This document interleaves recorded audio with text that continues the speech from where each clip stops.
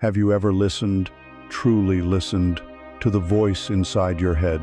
Not the voice that plans your day or recalls a memory, but the other one, the relentless narrator, the tireless judge, the inner critic that comments on everything you do and everything you are.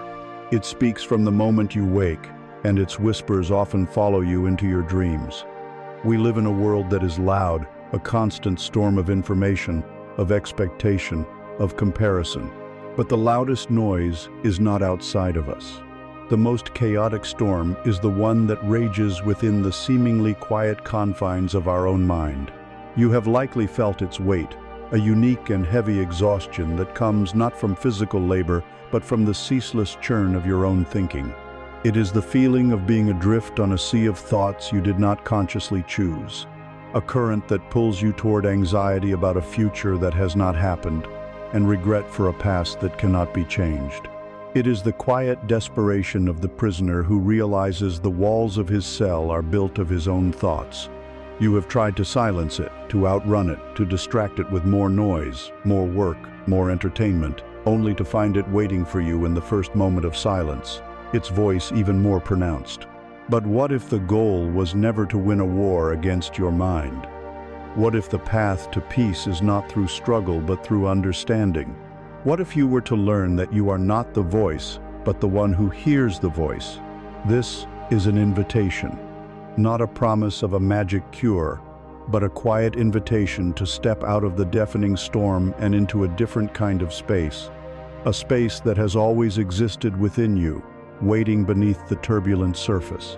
Think of it as finding a hidden doorway, one you have passed 1,000 times in the busiest street of your life.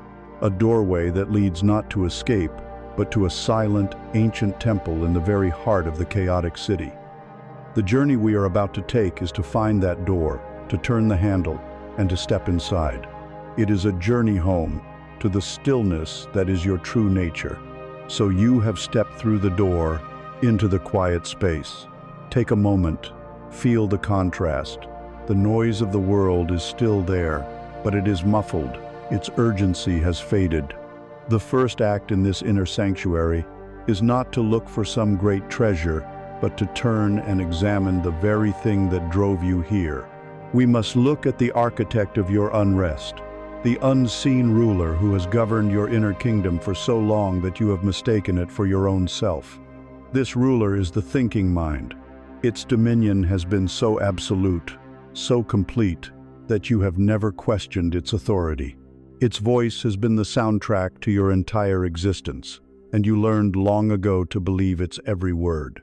The most profound illusion, the very foundation of human suffering, is the belief that you are this voice. You believe you are the thinker of your thoughts. When a thought of sadness arises, you say, "I am sad." When a thought of inadequacy appears, you conclude, "I am not good enough."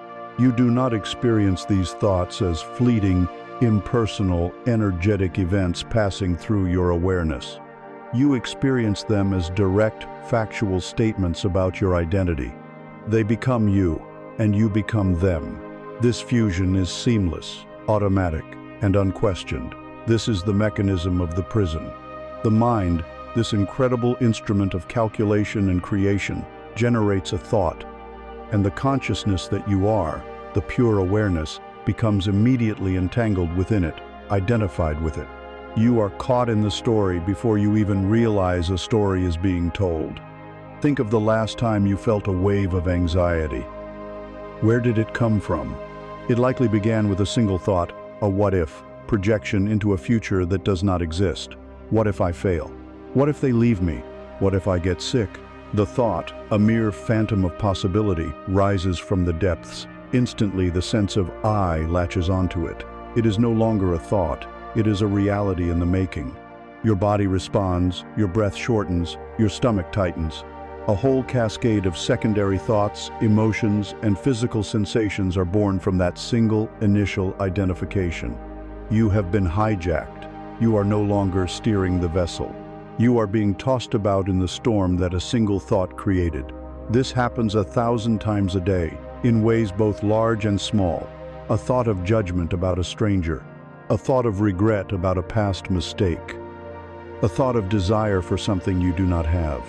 Each one is a hook, and with practiced ease, you swallow it every time, believing the hook and the line are a part of you. Why do we cling so desperately to this architect of our own suffering? Why do we not simply let go? The answer is fear, a deep, primal, existential fear. The voice in your head, the one that judges and worries and narrates, is the very bedrock of your egoic identity. The ego, that sense of a separate self, is nothing more than a collection of thoughts and stories. It is the story of your past, your achievements, your wounds. It is the collection of your opinions, your beliefs, your labels. The ego is a phantom built entirely of thought. And so, the suggestion that you are not your thoughts is, to the ego, a death threat. If you are not your thoughts, who are you? If you are not your story of struggle, who are you? If you are not your anxieties and your plans, what is left? This question is terrifying. It is the terror of the void, the fear of an inner emptiness. The ego would rather be a king in a prison of suffering than cease to exist in a kingdom of vast, open freedom. And so it fights, it resists. When you try to quiet your mind, the ego screams louder, throwing more thoughts at you, more problems to solve, more things to worry about, all in a desperate attempt to re-engage you, to make you believe in its reality once more. This is the inner conflict. The deepest part of you, the soul, the consciousness, yearns for peace, for silence, for a return to its own nature. But the ego, the constructed self, fights for its very survival, and its survival depends on the endless noise of thinking. This is the tug-of-war that creates your exhaustion.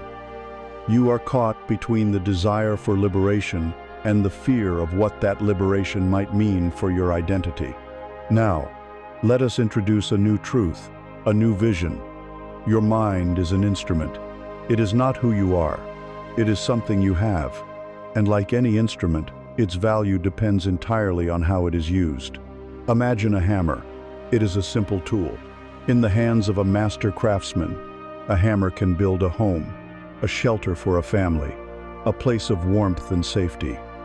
It can be used to create art, to shape wood and metal into forms of beauty. When wielded with consciousness, with intention, with skill, the hammer is a force for magnificent creation. But now, imagine that same hammer not held in any hand. Imagine it is simply left to swing on its own, tied to a rope from the ceiling, buffeted by every passing breeze. It crashes into the walls, shattering the plaster. It smashes the windows. It breaks the furniture. It is a force of mindless destruction, not because it is evil, but because it is not being guided by a conscious intelligence.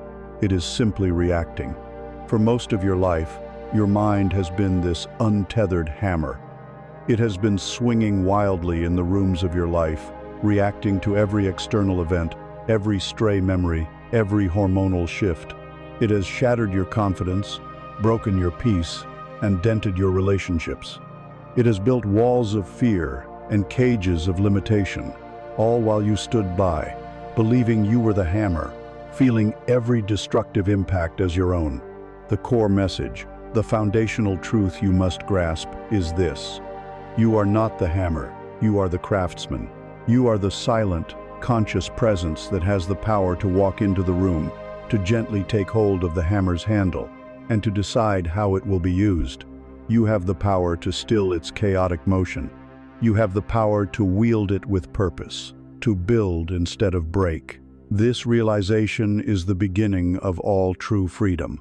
How then does the craftsman begin to tame this wild tool? The first step is not one of force, but of subtle distinction. It is a practice so simple it seems almost trivial, yet its power is immeasurable. The practice is to label your thoughts.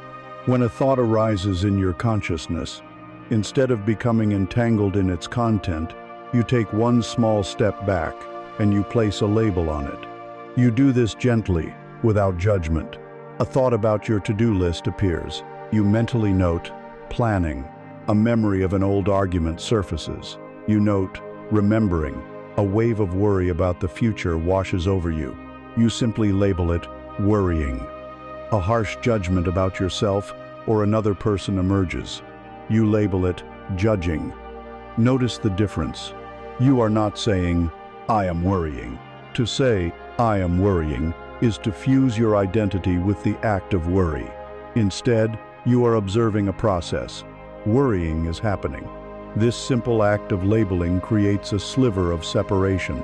It is the first time the craftsman has placed a hand on the hammer. You are no longer the thought.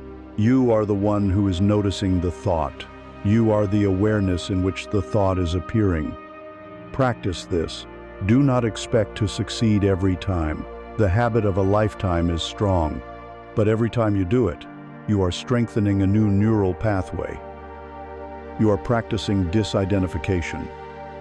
You are introducing a tiny gap of silence between the thought and your reaction to it. In that gap, your power lies. In that gap, you reclaim your kingdom. This is the first step out of the prison, not by breaking down the walls, but by realizing you were never imprisoned to begin with. You were simply looking at the world through the bars of your own thinking.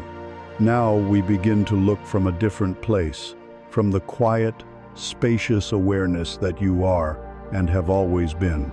The craftsman has recognized the hammer. You have seen, perhaps for the first time, that the relentless instrument of thought is not the essence of who you are. It is a tool, but now that your hand is on the handle, a new panic can arise. The hammer still wishes to swing. The mind still produces thoughts at a dizzying pace. The immediate impulse is to try and stop it, to grip the hammer with white knuckles and force it into submission, to command the mind to be silent. This is a noble battle, but it is one you will always lose, for you are trying to force a river to stop flowing. The nature of the mind is to think, just as the nature of a river is to flow. The next stage of your liberation is not about stopping the river, but about changing your relationship to it.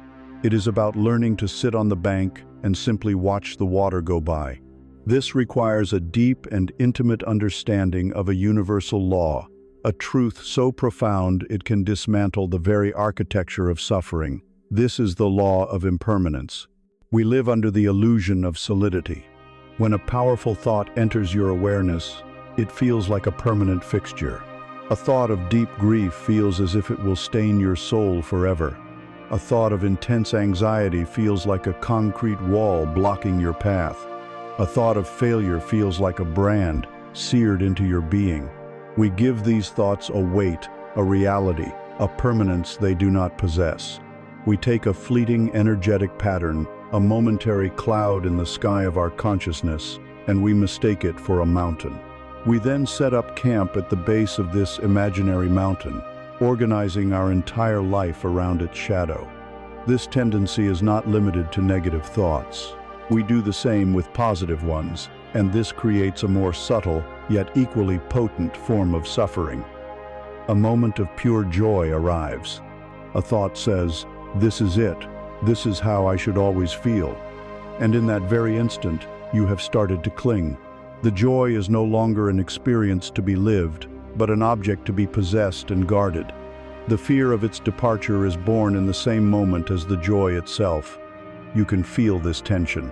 The desperate attempt to hold on to a feeling, to freeze a beautiful moment in time, creates an undercurrent of anxiety.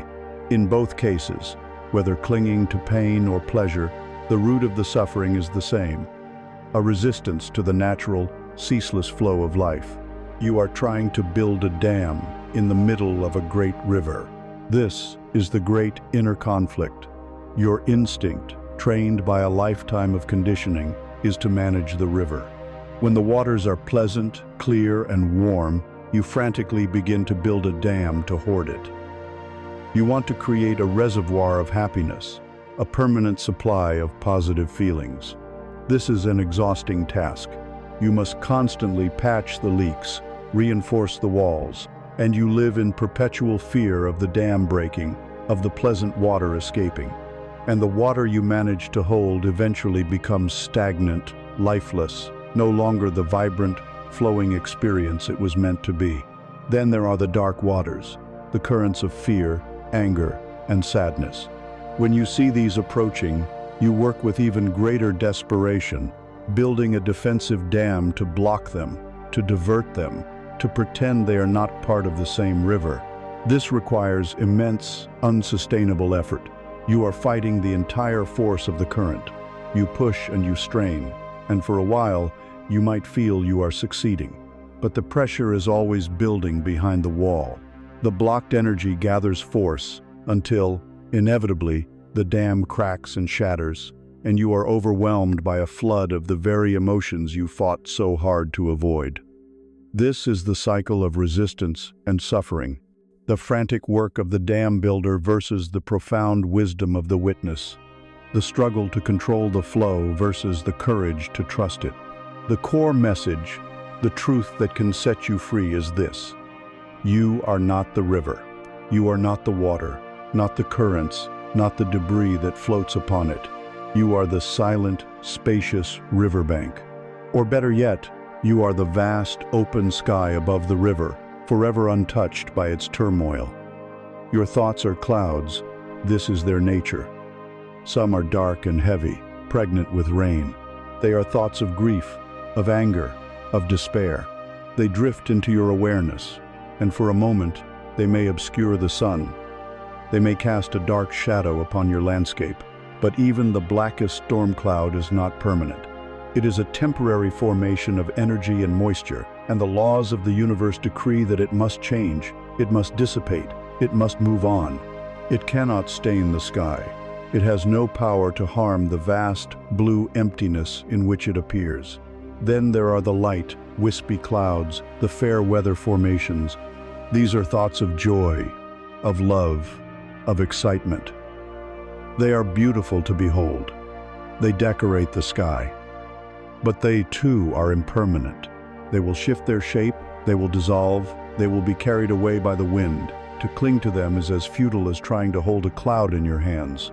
Your true nature is the sky itself. The sky does not fight the storm clouds. It does not cling to the beautiful clouds. It allows them all to come and go. It provides the space for their entire life cycle, from formation to dissolution. Its own nature vast, silent, peaceful, and full of light is never compromised. When you stop identifying with the clouds and start remembering that you are the sky, the entire struggle ceases. The goal is no longer to have a sky full of only white, fluffy clouds. The goal is to be the sky. To cultivate this new identity, to move your sense of self from the turbulent water to the silent bank, we can use a simple yet profound visualization. Find a comfortable position, close your eyes, and for a few minutes, imagine you are sitting on the soft, grassy bank of a gently flowing river. The sun is warm on your skin, a gentle breeze is blowing. This river is the stream of your consciousness, the flow of your thoughts. Your only task is to watch it. As a thought arises in your mind, imagine it is a leaf placed gently onto the surface of the water. Do not throw it, do not force it, simply place it there. A thought about a deadline at work appears. Place it on a leaf and watch it emerge from one side of your awareness and gently float downstream, out of sight. A memory of something you said yesterday. Place it on a leaf, watch it go. A feeling of boredom or impatience with this very exercise. That too is a thought. Place it on a leaf and watch it drift away. You will notice leaves of all kinds. Big leaves, small leaves, green leaves, brown leaves. Some will float by quickly. Others will seem to linger, swirling in a small eddy before finally moving on. It does not matter. Your job is not to judge the leaves or to manage their journey. Your job is simply to witness. The mind, being what it is, will wander. You will forget you are on the bank, and you will find you have jumped into the river, chasing after a particularly interesting leaf. This is not a failure. This is part of the practice. The moment you realize you are in the water, you have already woken up. In that moment, without scolding yourself, you gently and compassionately guide yourself back to your seat on the bank, and you resume your watching. That act of returning, again and again, is the essence of the practice. It is the strengthening of the muscle of awareness. You are not stopping the river. You are anchoring yourself to the stillness of the bank, learning, breath by breath, that the flow is not a threat. It is simply the nature of things. You are the unchanging witness to a constantly changing world of thought. Rest in that. As you sit on the riverbank, patiently watching the stream of consciousness flow by, you begin to notice something peculiar. At first, the leaves all seem unique, a chaotic and random procession. But as your awareness sharpens, a pattern emerges. You see the same leaf floating by, again and again. It may be a gnarled, brown leaf of self-criticism. It might be a pale, trembling leaf of anxiety. It could be a heavy, waterlogged leaf of an old sadness. It passes you in the morning, and you see its identical twin in the afternoon. Where are these recurring leaves coming from? Why, in a river that should be endlessly new, do these same old patterns persist? To understand this, we must leave the riverbank and journey deeper into the inner landscape from which the river itself springs. We must enter the vast, silent cave of the mind. Imagine that your consciousness is an immense and ancient cave, a space that has recorded every significant experience of your life. Every sound ever made within this cave has left an impression, a kind word, a moment of pure joy. These create harmonious resonances that vibrate softly through the chambers. But it is the loud, sharp, painful sounds that tend to linger. A moment of intense shame in childhood, a harsh criticism from someone you trusted, the shock of a sudden loss, a betrayal that broke your heart. These events were not just historical facts, they were powerful sonic events inside your cave. They were loud bangs, sharp cracks, jarring dissonances. And just like in a physical cave, these sounds did not simply happen and then vanish. They hit the walls of your psyche and they began to echo. The recurring negative thoughts you experience today, the ones that feel so personal and so present, are, for the most part, not new sounds. They are echoes of those old sounds, still reverberating through the chambers of your being, years or even decades later. The sudden, baseless thought that you are not worthy is an echo. The flash of anxiety that grips you in a social situation is an echo. The recurring loop of a past regret is a powerful, persistent echo. This is the practical nature of karma. It is not a cosmic judge keeping score. It is a law of energetic memory. The unresolved emotional energy of the original event remains trapped, and it continues to generate these thought forms, these echoes, as a way of calling out for attention, for resolution, for peace. They are not attacking you. They are messages from your past, pleading for the healing of your present. Our instinct, when faced with these painful echoes, is to run. The mind's primary strategy for dealing with past pain is suppression and denial. It convinces you that the past is the past, that it has no power over you, and that the best thing to do is to wall off the parts of the cave where the worst sounds were made. We build thick walls of distraction, keeping ourselves so busy, so entertained, so numb, that we do not have to hear the reverberations.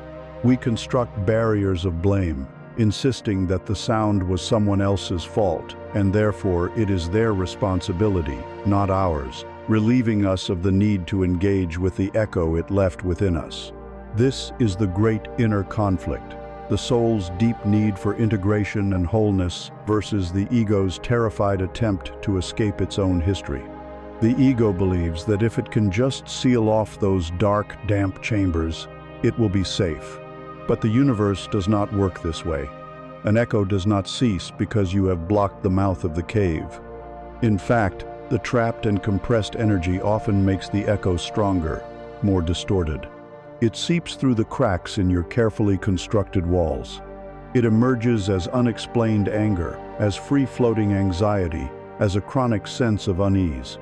The conflict is between the fearful impulse to bury the past and the courageous willingness to face its ghosts. It is the choice between remaining a victim of a sound that happened long ago or taking responsibility for the echo that is still vibrating within your own space today. You cannot fight an echo. If you stand in a canyon and shout back at your own echo, you only create more noise, more chaos, a cacophony of reverberation. The only way to quiet an echo is to go back and understand the original sound. The only way to pacify a ghost is to compassionately address its unfinished business. This is the core message. Your recurring negative thoughts are not monsters to be slain in the present. They are ghosts to be peacefully liberated from the past. The liberation does not come from reliving the trauma or wallowing in the story. It comes from bringing a new element into the cave, an element that was not present during the original painful event. The steady, non-judgmental, loving light of your present moment awareness. When you were a child and the painful sound occurred, you had no defense. You were pure, vulnerable experience. You did not have the wisdom or the perspective to process the energy, so it became trapped. Now, as the conscious adult, you can do what was not possible then. You can take the lamp of your awareness, the awareness you have cultivated by sitting on the riverbank, and you can walk into those dark chambers, not to fight, not to judge, not to even change anything, but simply to look, to illuminate, to be present with what is there. In the gentle, unconditional light of your own presence, the trapped energy can finally complete its cycle. The ghost, finally seen and acknowledged, can find its peace. The echo, its source now understood, can fade into the silence from which it came. This journey into the cave is not a violent excavation. It is a practice of gentle, compassionate inquiry. When you notice one of those recurring leaves on the river, one of those persistent echoes in the cavea familiar pang of loneliness, a sharp sting of inadequacy, the practice is to pause. Do not get swept away by its story. Do not push it away. Instead, turn towards it with a soft curiosity. You can hold it in your awareness and ask a gentle internal question. You might ask, "Hello, old friend. I know you. Where have I felt this exact feeling before?" Or, "What is the original sound of this echo?" Or simply, "What are you trying to show me?" Having asked the question, you do not go hunting for an answer. You do not start digging through your memories with the shovel of your analytical mind. That is just creating more noise. Instead, you simply hold the question and the feeling together in a space of open, patient, loving curiosity. You listen with your whole being. An image might arise. A faint memory might surface. A sensation in your body might intensify. Or, very often, nothing at all will happen on the surface. It does not matter. The healing is in the act of asking. The transformation is in the shift of your posture towards your own pain. You are no longer the haunted victim, cowering in the dark. You have picked up the lamp. You have become the calm, compassionate presence, the gentle healer of your own inner world, willing to walk into any corner of your own being and say, "I am here now. You are safe. You can be at peace." You are standing in the silent chambers of your own being, holding the lamp of awareness. You have traced the echoes back to their source. You have found the ghost. And now, the most human of all questions arises. What do I do with it? How do I make it leave? The mind, the eternal problem solver, immediately searches for a strategy, a weapon, a way to banish this uncomfortable presence from your inner home. It wants to fight, to fix, to expel.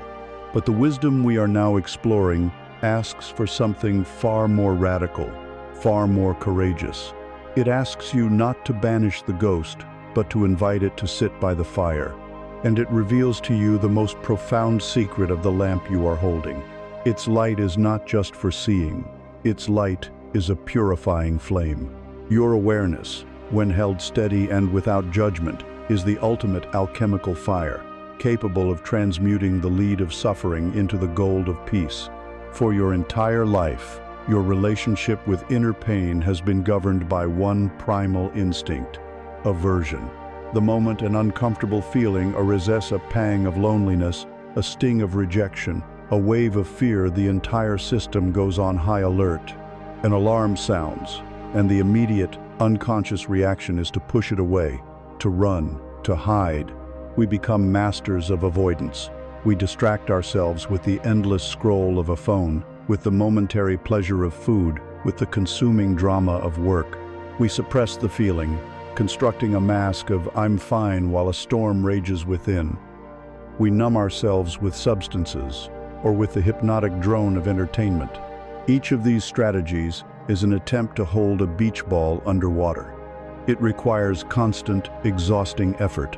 It demands that a part of your energy, a part of your life force, is perpetually occupied with the task of not feeling.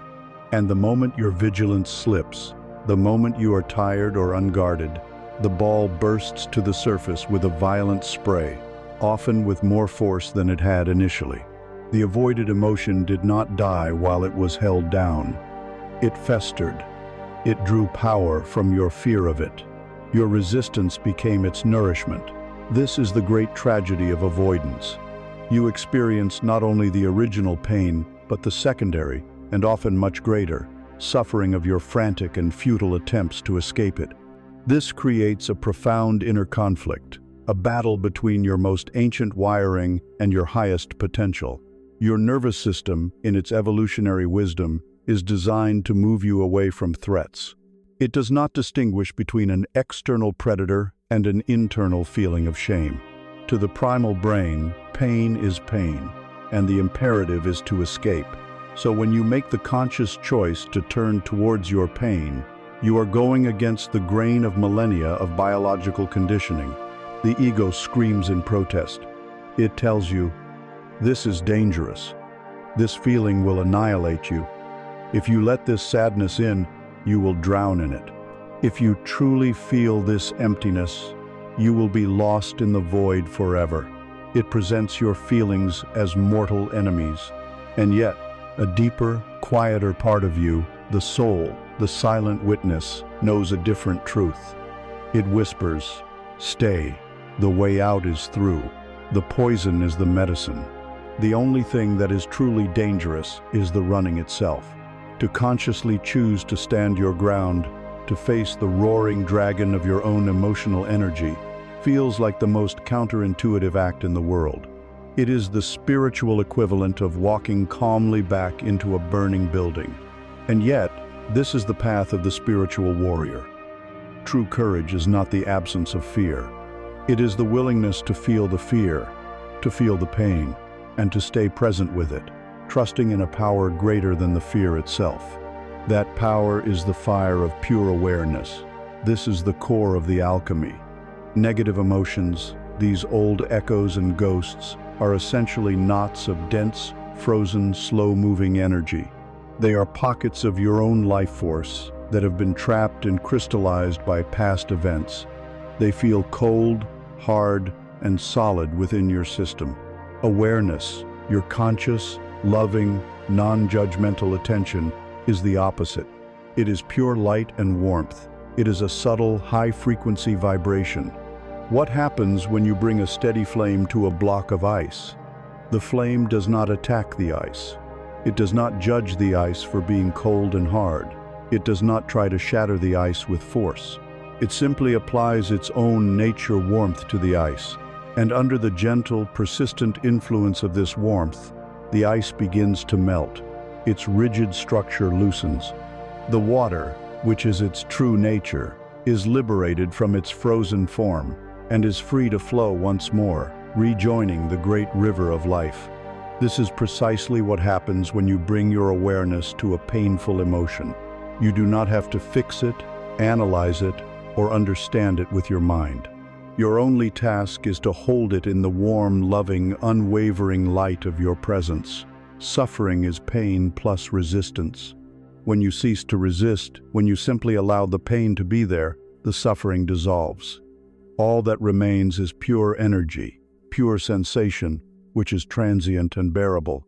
The fire of your presence does not burn you, it purifies you. It burns away the dead undergrowth of old pain, making the soil of your soul fertile for new growth. This is not a mere concept. It is a practice, an embodied skill. We can call it holding space for your own heart. The next time you feel a strong, painful emotion arise, that familiar tightness in your chest, that pit in your stomach, begin this practice. First, instead of the habitual tensing and bracing, consciously do the opposite. As best you can, relax your body, drop your shoulders, unclench your jaw, soften your belly. Create physical space for the feeling to exist. You are signaling to your nervous system that you are not under attack.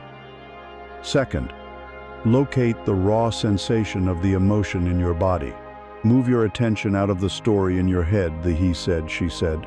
It's not fair, and into the physical reality of the feeling. Is it a burning, a hollowness, a pressure, an ache? Be a neutral scientist of your inner world, simply observing the data of sensation without judgment. Finally, and this is the most crucial step, begin to breathe into that location. Imagine your in-breath is carrying warmth and light and kindness directly into that tight, dark place within you. Do not try to breathe the feeling away. That is another form of resistance. Breathe into it. Surround it with your breath. Let your breath be the silent message. I am here with you. I am not leaving. You are allowed to be here. You are a part of me, and I will not abandon you. This is an act of supreme courage and radical self-compassion. You are reparenting yourself. You are becoming the calm, loving presence you may have needed but never had when the original wound occurred. Stay with it as long as you can. When you do this, you will notice a shift. The feeling may intensify at first, and then, held in the unwavering fire of your presence, it will begin to soften, to dissolve, to transform. You did not defeat it. You loved it into liberation. You have been introduced to the alchemical power that lies dormant within you, the transformative fire of your own awareness. You have seen that by holding your pain in the warm, non-judgmental light of your presence, it can be purified and released. But this sacred fire burns in only one time and one place. It burns in the eternal present moment. It burns in the now. And you have no doubt discovered the great challenge. Your mind is a master escape artist. It is a restless ghost that refuses to stay in the present. The moment you resolve to be here, it has already vanished, spirited away into the labyrinthine corridors of the past, or launched into the nebulous clouds of the future. The fire of awareness may be potent, but it is useless if you are never home to tend it. What you need is not more willpower to fight the mind's escape. What you need is an anchor. Let us examine the phantom worlds where the mind chooses to live. The vast majority of your psychological suffering, the noise that clouds your being, is generated in one of two places, the past or the future. The past exists for you only as a collection of memory traces, thought forms appearing in your mind right now. It is not real. The events are over. The story is finished. Yet you allow the ghosts of this dead world to haunt the living rooms of your present moment. The feelings of regret, guilt, resentment, and shame are all born from this necrophilia of the soul. You suffer now because you are replaying a thought about something that is not happening now. You chew on old conversations, you relive old wounds, you flagellate yourself for past mistakes, and all of this happens in the theater of your mind, while real life, the only life you have, passes by completely unnoticed. The other phantom world is the future. The future exists only as a projection, a fantasy, a thought form of what might be. It has no reality. Yet you spend countless hours there, building castles of expectation or digging trenches of dread. The entire spectrum of anxiety, the worry, the stress, the catastrophizingus, a product of this obsession with a time that does not exist. You suffer now because of your thoughts about something that might or might not happen later. You are fighting battles with imaginary enemies on a battlefield that has not even been created. Inhabiting these two phantom worlds is the default state of the unobserved mind. It is to be a ghost in your own life, perpetually absent from the only point of reality that ever truly exists. This relentless time travel is not just a bad habit, it is a deep addiction. The ego, your constructed sense of self, is terrified of the present moment. The now is a vast, empty space, devoid of problems to solve or stories to tell. The ego cannot exist there. Its identity is woven from the threads of the past. I am the person who survived this, who achieved that, who was wounded by this. And its purpose is derived from the future. I will be happy when I get that. I must prevent this from happening. I need to become that. The ego needs the timeline to survive. It needs problems. It needs narrative. It needs the drama of becoming. It finds the simple, sensory reality of the present moment to be intolerably boring or even threatening. And so it pulls you away, with an immense gravitational force, back into the familiar territories of rumination and projection. This creates the central inner conflict of anyone on a spiritual path. There is a part of you, the deep consciousness, that has tasted the peace and aliveness of the now and longs to reside there. But there is another part, the conditioned mind, the ego, that is like a powerful current, relentlessly pulling your ship of awareness out into the stormy sea of psychological time.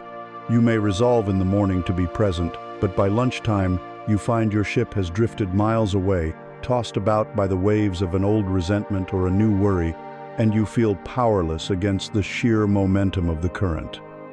You feel like a failure at presence, but you are not. You are simply experiencing the universal human condition of a mind addicted to time. This is why you do not need more force. You need an anchor. An anchor does not fight the storm. It does not try to calm the waves or command the winds. It simply holds the ship steady by connecting it to the solid, unmoving ground beneath the turbulence. Your anchor, the tool that can connect you to the unmoving ground of the present moment at any time, in any situation, is your breath. Consider the profound magic of the breath. It is the first thing you do when you enter this world, and the last thing you will do when you leave it. It happens continuously, without any conscious effort on your part, a testament to the intelligent life force that sustains you.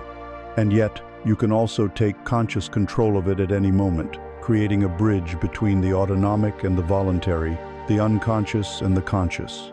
But its greatest spiritual gift is its radical presentness.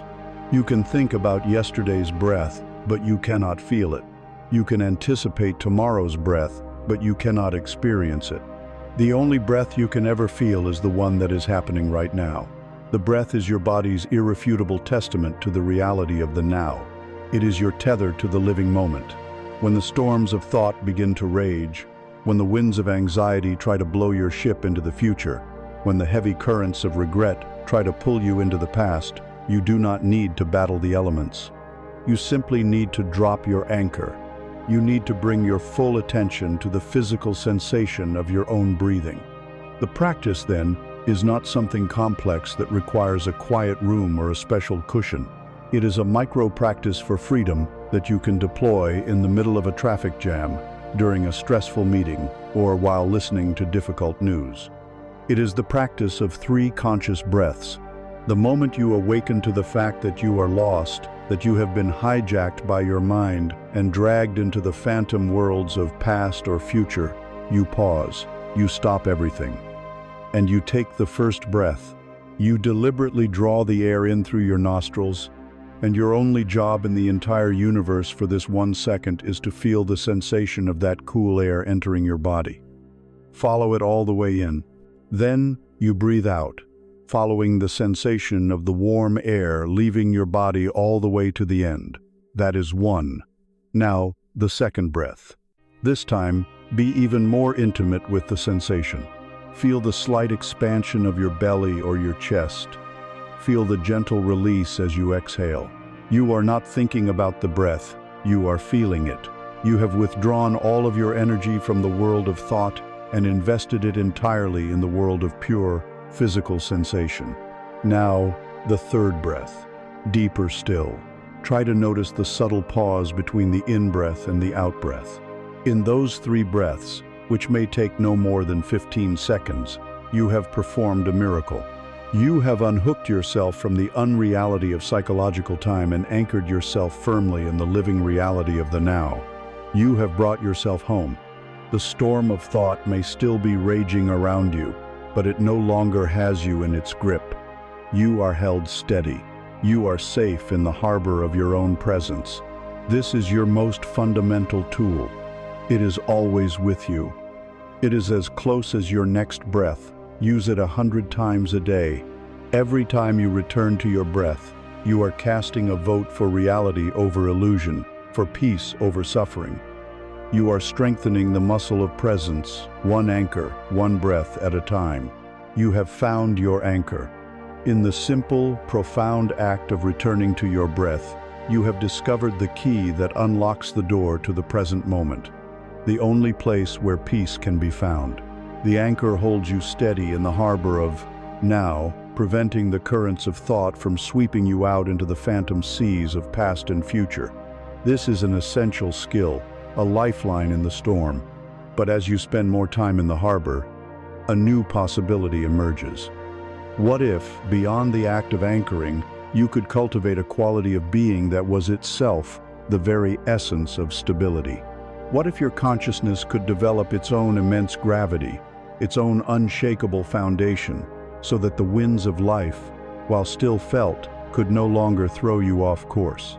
We move now from the fluidity of water to the solidity of earth. We learn to stop being the ship that is tossed by the waves, and we begin to become the mountain that the waves crash against, unmoved. For most of your life, you have lived in a state of deep fragility. Your inner peace has been a contingent thing, a commodity whose value rises and falls with the volatile stock market of circumstance. A word of praise from another person sends your stock soaring, and you feel worthy and content.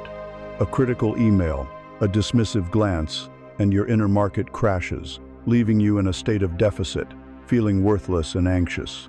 Your mood is tied to the weather, your happiness is dependent on your health, your sense of self-worth is tethered to your productivity. You live like a leaf in the wind, celebrating when the breeze carries you high, and despairing when it casts you down into the mud. This is a state of profound and exhausting powerlessness. You have outsourced your well-being to 1,000 external and internal forces, none of which you can ultimately control. The very foundation of this fragility is the deep-seated identification with these fleeting states. When an emotion of sadness passes through you, you conclude, "I am sad." When a thought of failure arises, you believe, "I am a failure." You have mistaken the weather for the landscape. You believe you are the storm, the fog, the fleeting sunshine, when in truth, you are something far greater, far more permanent. This is the inner conflict that defines the reactive mind, the battle between the weather and the mountain. The weather is the sum total of all transient phenomena. It is your thoughts, your emotions, your moods. It is the news, the opinions of others, the state of your bank account, the passing sensations in your body. The weather is defined by its constant change. It is dramatic, loud, and attention-grabbing. It howls and it shines and it rages and it whispers. And our habit, ingrained over a lifetime, is to identify with it completely. We become the weather report of our own lives.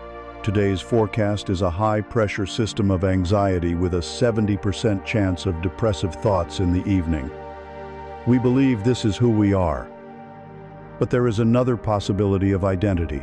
It is the identity of the mountain. The mountain does not fight the weather. It does not deny it. It sits in silent, majestic stillness and allows the weather to happen. The mountain allows the fiercest blizzard to blanket its slopes in snow. It allows the most violent thunderstorm to wash its granite face. It allows the gentle spring sun to warm its peaks and the thickest fog to obscure its view. The weather is an experience the mountain has, but it is never what the mountain is. The core of the mountain remains utterly unmoved, its deep roots anchored in the heart of the earth. The conflict within you is the ego's addiction to the drama and identity of the weather versus the soul's deep, silent knowing that its true nature is the mountain. The time has come to reclaim your true nature. You are not the weather, you are the mountain.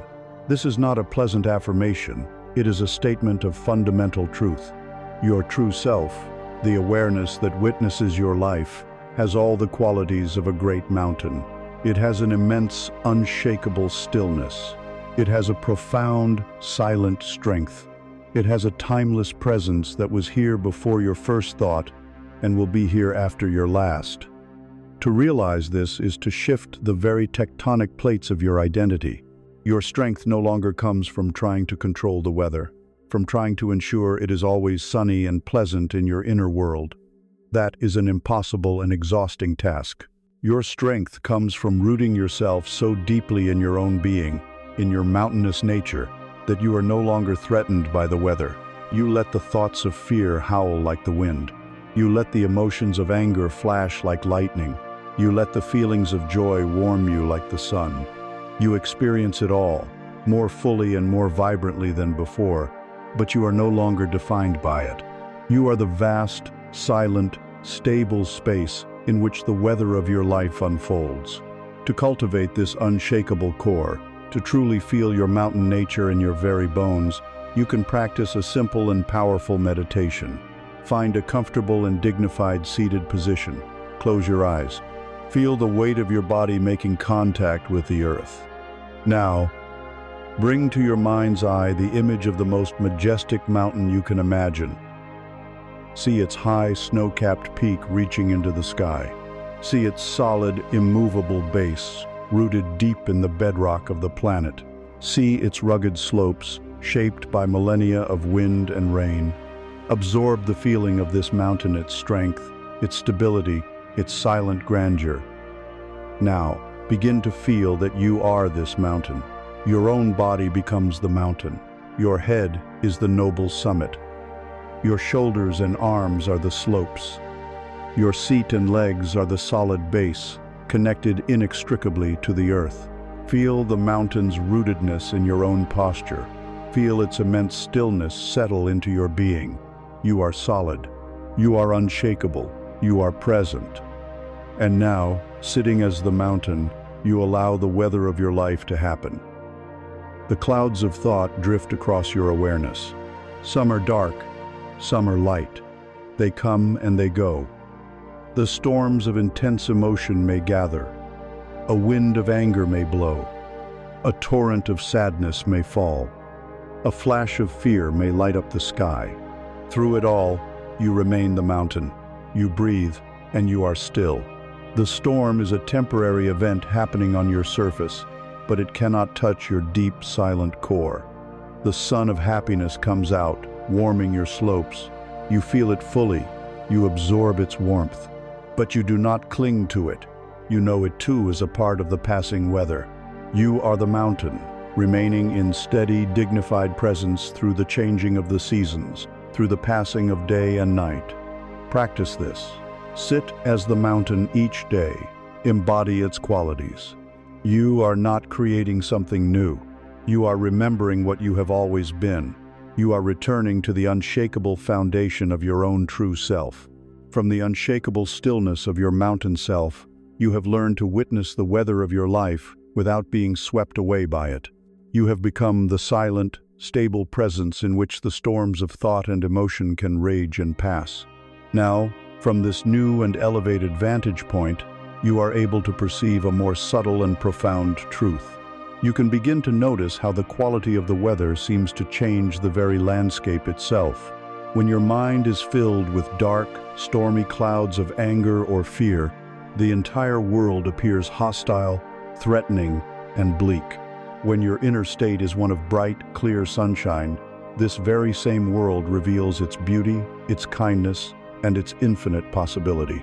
The landscape has not changed, the weather has. This reveals a fundamental law of consciousness. We do not see the world as it is, we see the world as we are. Your mind is not a window through which you look out upon an objective reality. It is a projector, and your thoughts are the film that is constantly running, casting its images onto the screen of the world. We live under the powerful illusion that our experience of life is a direct reflection of external events. We believe that a situation is inherently stressful, a person is objectively annoying, or a day is simply bad. But this is not the truth. The truth is that we never experience an event directly. We only ever experience our interpretation of the event. an interpretation that is filtered through the complex and unique lens of our own minder, memories, our beliefs, our wounds, our dominant emotional state. Imagine two people attend the exact same social gathering. The first person, whose mind is conditioned by past experiences of rejection, enters the room, and their internal projector is loaded with a film of anxiety.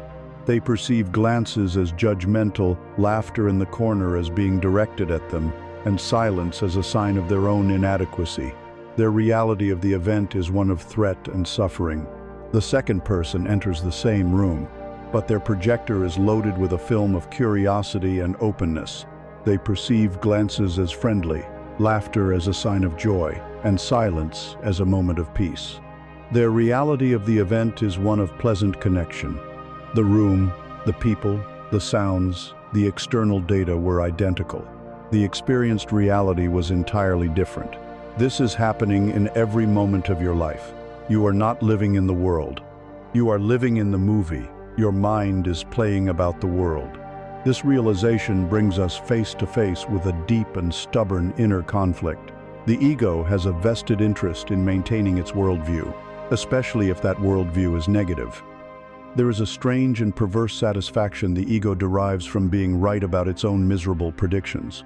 If you hold the core belief that life is a struggle, then every obstacle you encounter, every challenge you face, becomes a piece of evidence. See? The ego whispers with a dark sense of triumph. I told you so. I was right. This need to be right provides a distorted sense of certainty in an uncertain world. To let go of a negative worldview, to entertain the idea that the world might actually be a benevolent place, means admitting, I might have been wrong. For the ego, this is a terrifying prospect. It would rather be right in a prison of its own making than be free in a world it does not understand. And so it fights. It will actively seek out evidence to confirm its negative biases. It will interpret neutral events as negative ones. It will dismiss positive experiences as mere flukes or exceptions to the rule. This is the conflict. The ego's desperate, fearful clinging to the known misery of its own story, versus the soul's yearning for the liberation of seeing things as they could be, for the freedom to experience a new reality. The path out of this conflict is not to argue with the ego or to fight the reflection you see in the world. The path is to understand the mechanism of perception itself. Your mind, in its purest state, is like a perfect mirror. It is flawless, clear, and capable of reflecting reality with absolute precision and brilliance, just as it is. But through the course of a lifetime, the mirror accumulates dust, grime, and scratches. Every unresolved pain is a smudge. Every limiting belief you have absorbed is a layer of dust. Every conditioned judgment is a deep scratch on the glass. As this grime accumulates, the reflection becomes distorted. When you look out upon the world, you no longer see it as it is. You see it through the filter of your own smudges and scratches. The world appears dim, flawed, and threatening. And what do? We attempt to fix the reflection. We try to scrub the face of the person we see in the mirror, not realizing the smudge is on our side of the glass. We try to change the world, to control other people, to manipulate circumstances so that the reflection will finally be pleasing to us. This is an endless and futile task. The core message is a radical reorientation of your effort. Stop trying to change the reflection. The work, the only work that will ever bring lasting peace, is to polish the mirror. The spiritual path is a process of patiently, lovingly cleaning the mirror of your own perception. As you heal your past wounds, as you question your limiting beliefs, as you release your conditioned judgments, you are wiping the grime away. And as the mirror becomes clearer, the reflection of the world, without any effort on your part, becomes brighter, more beautiful, and more true. You can begin this sacred work of polishing your mirror with a simple, practical exercise in mental flexibility. This is not about pretending a negative event is positive. It is about breaking the monopoly that your first, automatic interpretation has on your reality. We can call it the practice of perception shifting. Once a day, Choose one small thing that happened that you have labeled as bad or negative. It could be a delayed train, a spilled coffee, a critical comment from your boss. For 5 uninterrupted minutes, take this event and actively challenge your initial perception of it. Ask yourself a series of questions with genuine curiosity.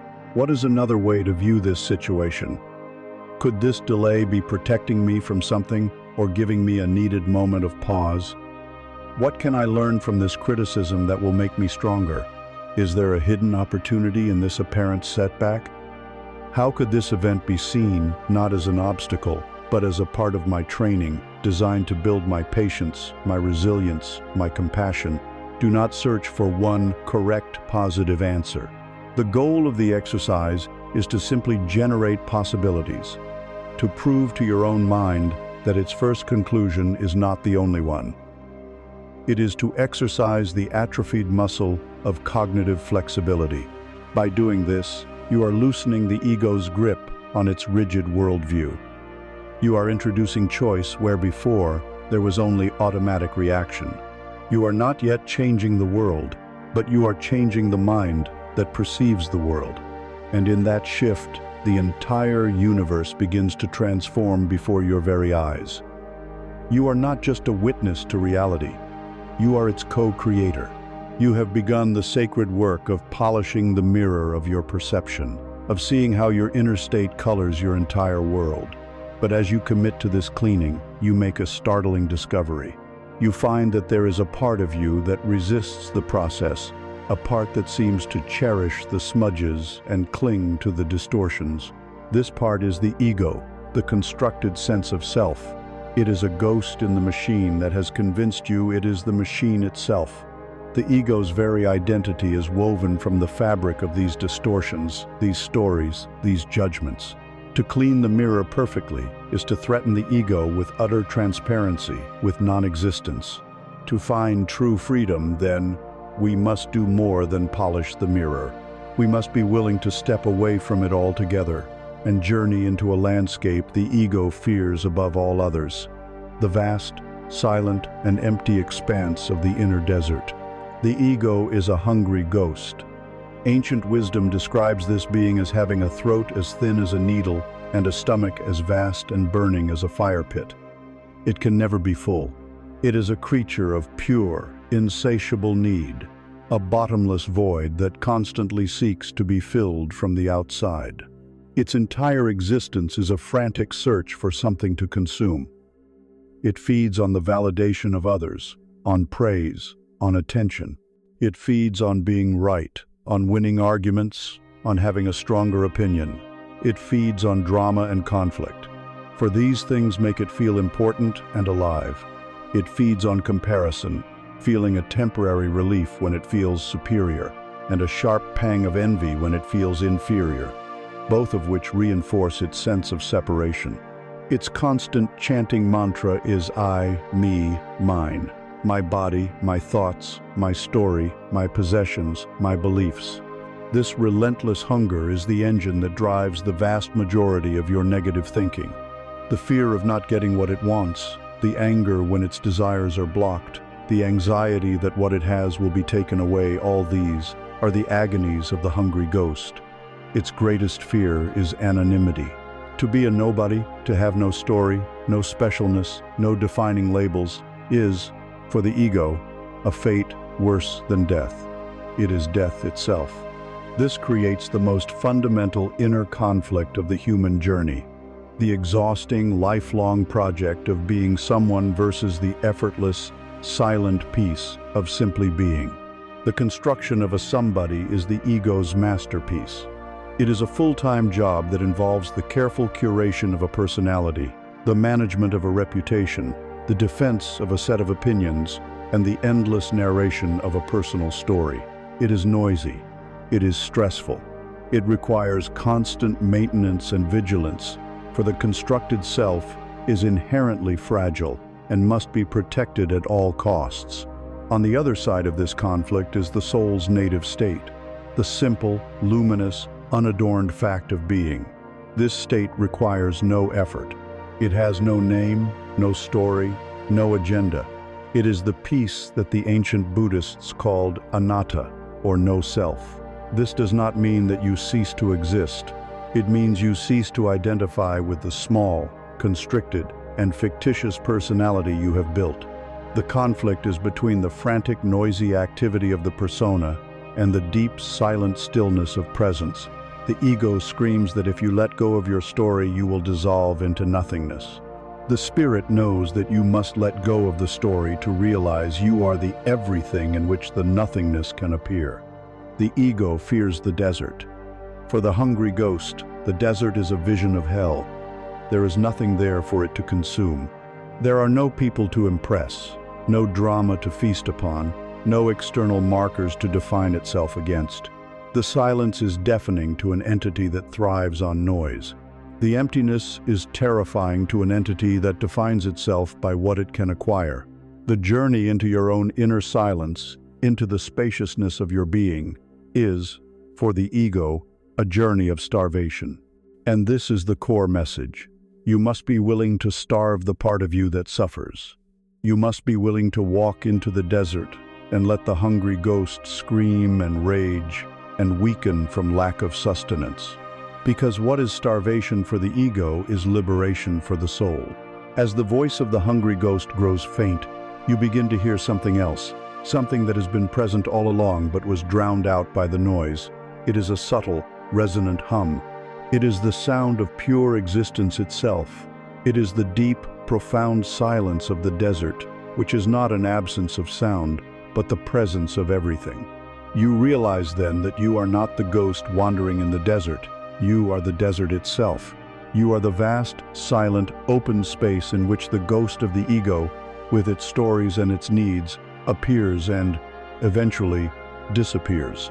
How do you begin this journey? How do you starve this ghost? You begin with a practice of profound surrender, a practice that directly cuts off the ego's favorite food source, the need to be certain. The practice is the conscious and deliberate use of the phrase, "I don't know." Your mind, in service to the ego, rushes to have an answer for everything. It is a perpetual judgment machine. This is good, that is bad. I agree with this, I disagree with that. This is what's wrong with the world. This is how things ought to be. The ego thrives on the certainty of these positions. The practice is to notice this rush to judgment, and in that moment, to introduce a sacred pause. You stop, you take a breath, and you say to yourself silently and with a sense of relief, "I don't know." This is not a confession of ignorance. It is a declaration of freedom. It is a radical act of humility that dissolves the ego's arrogant certainty. You see a political headline. The mind prepares to launch its well-rehearsed tirade. You pause. "I don't know." Someone criticizes you. The mind prepares its defense and counterattack. You pause. "I don't know." You feel an unfamiliar emotion. The mind rushes to label it and fix it. You pause. "I don't know." Each time you do this, you withhold a meal from the hungry ghost. You create a gap in the relentless stream of thought. You open a space of pure, curious, receptive awareness. You are letting go of the exhausting burden of having to have an answer for everything. You are stepping out of the noisy marketplace of opinion and into the silent, spacious expanse of the desert. You are letting the real you, the silent witness, the vast presence, emerge from the shadows. You have walked in the great inner desert and tasted the profound freedom that comes when the hungry ghost of the ego is starved into silence. You have discovered that you are not your story, not your labels, not your incessant needs. You are the vast, open space in which these things arise and pass away. But this desert, this emptiness, is not a final destination. It is not a barren wasteland. It is the perfectly prepared ground for a new kind of creation. Having cleared the land of its most toxic and invasive species, you are no longer just a witness to the landscape. You now have the opportunity to become its conscious cultivator. We move from the subtractive process of letting go to the creative process of planting. We move from the silence of the desert to the vibrant potential of the garden. Your mind is a garden. The soil of your consciousness is neutral, fertile, and ready to grow whatever you plant in it, whether you plant by accident or by design. For most of your life, this garden has been left untended, and in an untended garden, something will always grow. Weeds. The weeds are the automatic negative thought patterns that spring from the deep, dark soil of your past conditioning and the collective unconscious. The weed of judgment, the weed of comparison, the thorny vines of fear, the creeping thistle of resentment. These weeds are incredibly hardy. They require no special care, no deliberate watering, no conscious sunlight to thrive. They are the default vegetation of a mind left to its own devices. To have a garden full of these weeds is not a sign of personal failure. It is the natural and inevitable result of unawareness. The seeds were sown long ago by your culture, your family, your education, and your personal pains. Left to itself, the garden of the mind will always revert to this wild, overgrown state. It is a simple law of psychic entropy. This reality presents you with a new and vital inner conflict. It is the conflict between the powerful inertia of your old mental habits and the disciplined, loving effort required to cultivate a new way of being. It is the struggle between the ease of the overgrown patch and the patient work of the master gardener. There is a part of you, the part that is still aligned with the ego's laziness, that will resist this work. It will tell you, "This is just the way my mind is. It's too much effort to change." Fighting these weeds is exhausting and pointless. They always grow back. This voice finds a strange comfort in the familiar misery of the overgrown garden. It knows the terrain. It is accustomed to the thorns. To begin planting a new garden is to venture into the unknown, and it requires a quality the ego abhors: patient, consistent, and often unrewarded effort. This is the conflict between accepting your mind as a fixed fate and embracing it as a creative medium. It is the choice between being a passive resident of your inner world and becoming its active and responsible architect. The core message of this new stage is profoundly empowering. The most effective way to deal with a garden full of weeds is not to spend all of your time and energy frantically pulling them. While clearing some space is necessary, a pulled weed leaves a vacuum, and the law of the garden states that a vacuum will quickly be filled, often by the same weed or one of its cousins. The secret is this: you must plant flowers. You must consciously choose what you want to grow and cultivate it with such love and attention that your chosen plants become the dominant species in the garden. You must plant seeds of compassion, seeds of gratitude, seeds of courage, seeds of patience. You water these seeds with your focused attention. You give them the sunlight of your daily awareness. As these flowers and nourishing plants grow stronger, their roots spread wide, their leaves reach for the sun, and they begin to naturally crowd out the weeds. They absorb the nutrients from the soil. They take up the sunlight. The weeds, deprived of the resources they need to thrive, begin to wither. Their power diminishes not because you fought them directly, but because you cultivated something more beautiful and more vital. This is the law of karma in its most creative form. Every conscious intention is a seed.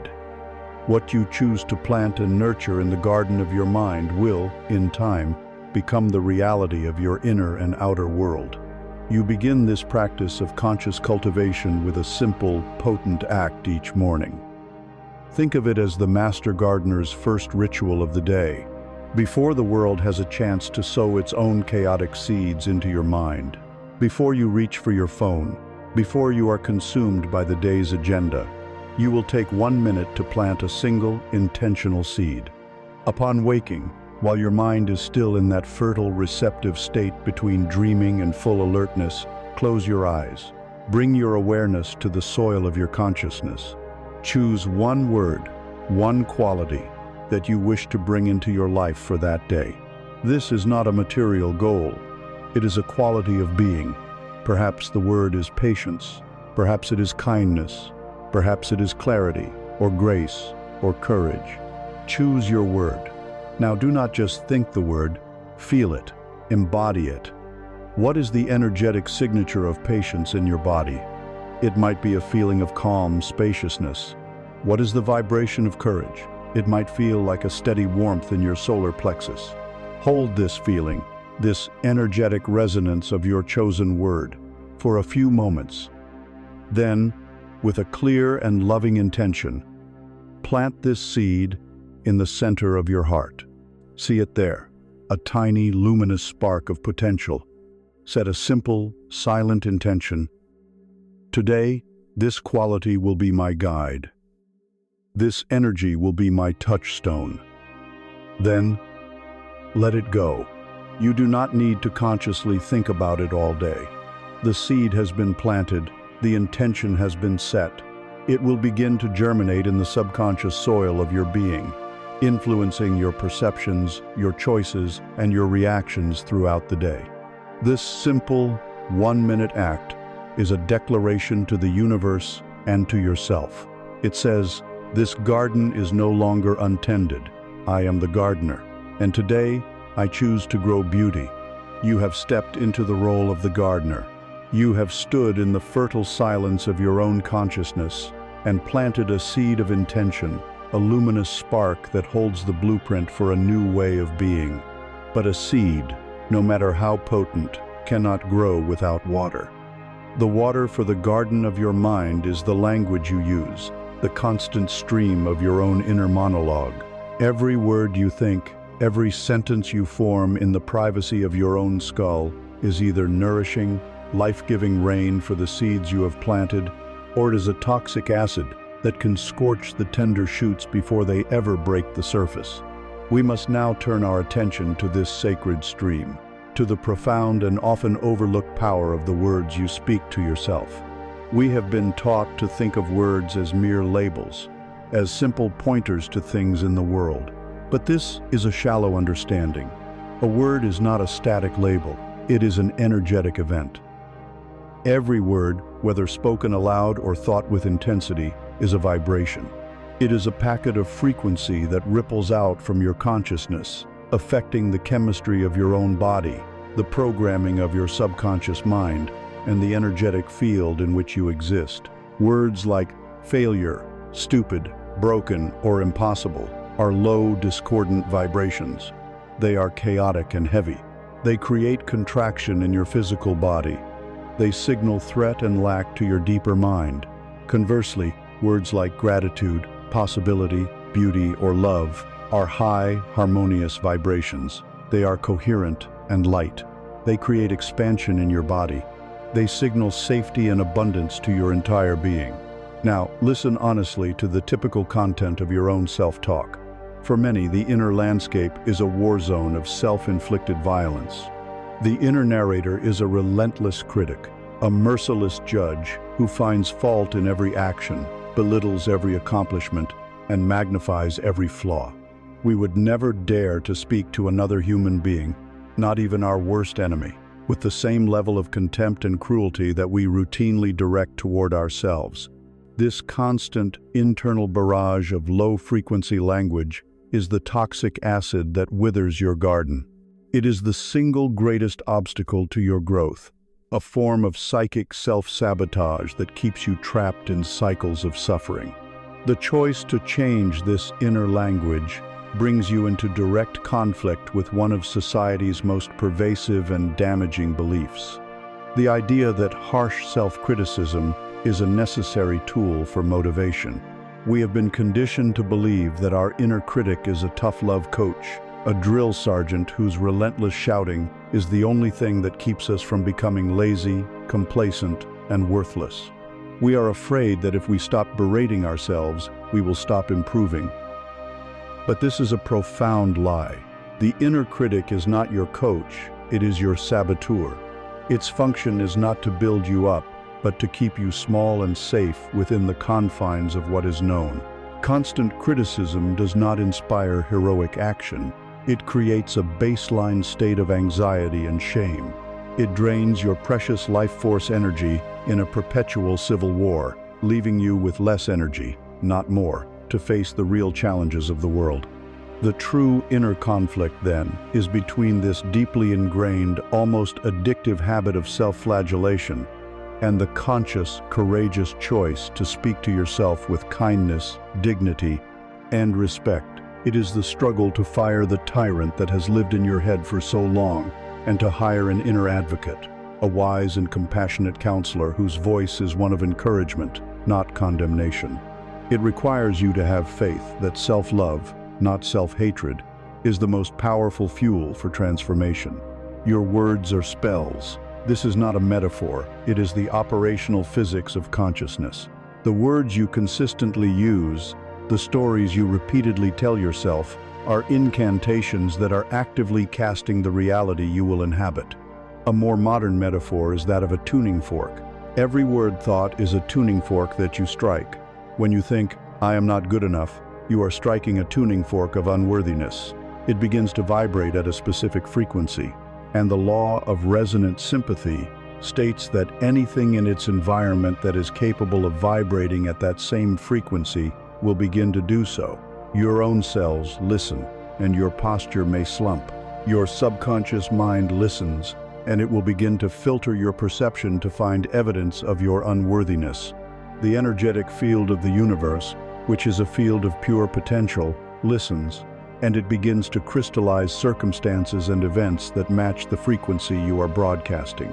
You are literally tuning your reality to the key of not good enough. Now, imagine you deliberately choose to strike a different tuning fork.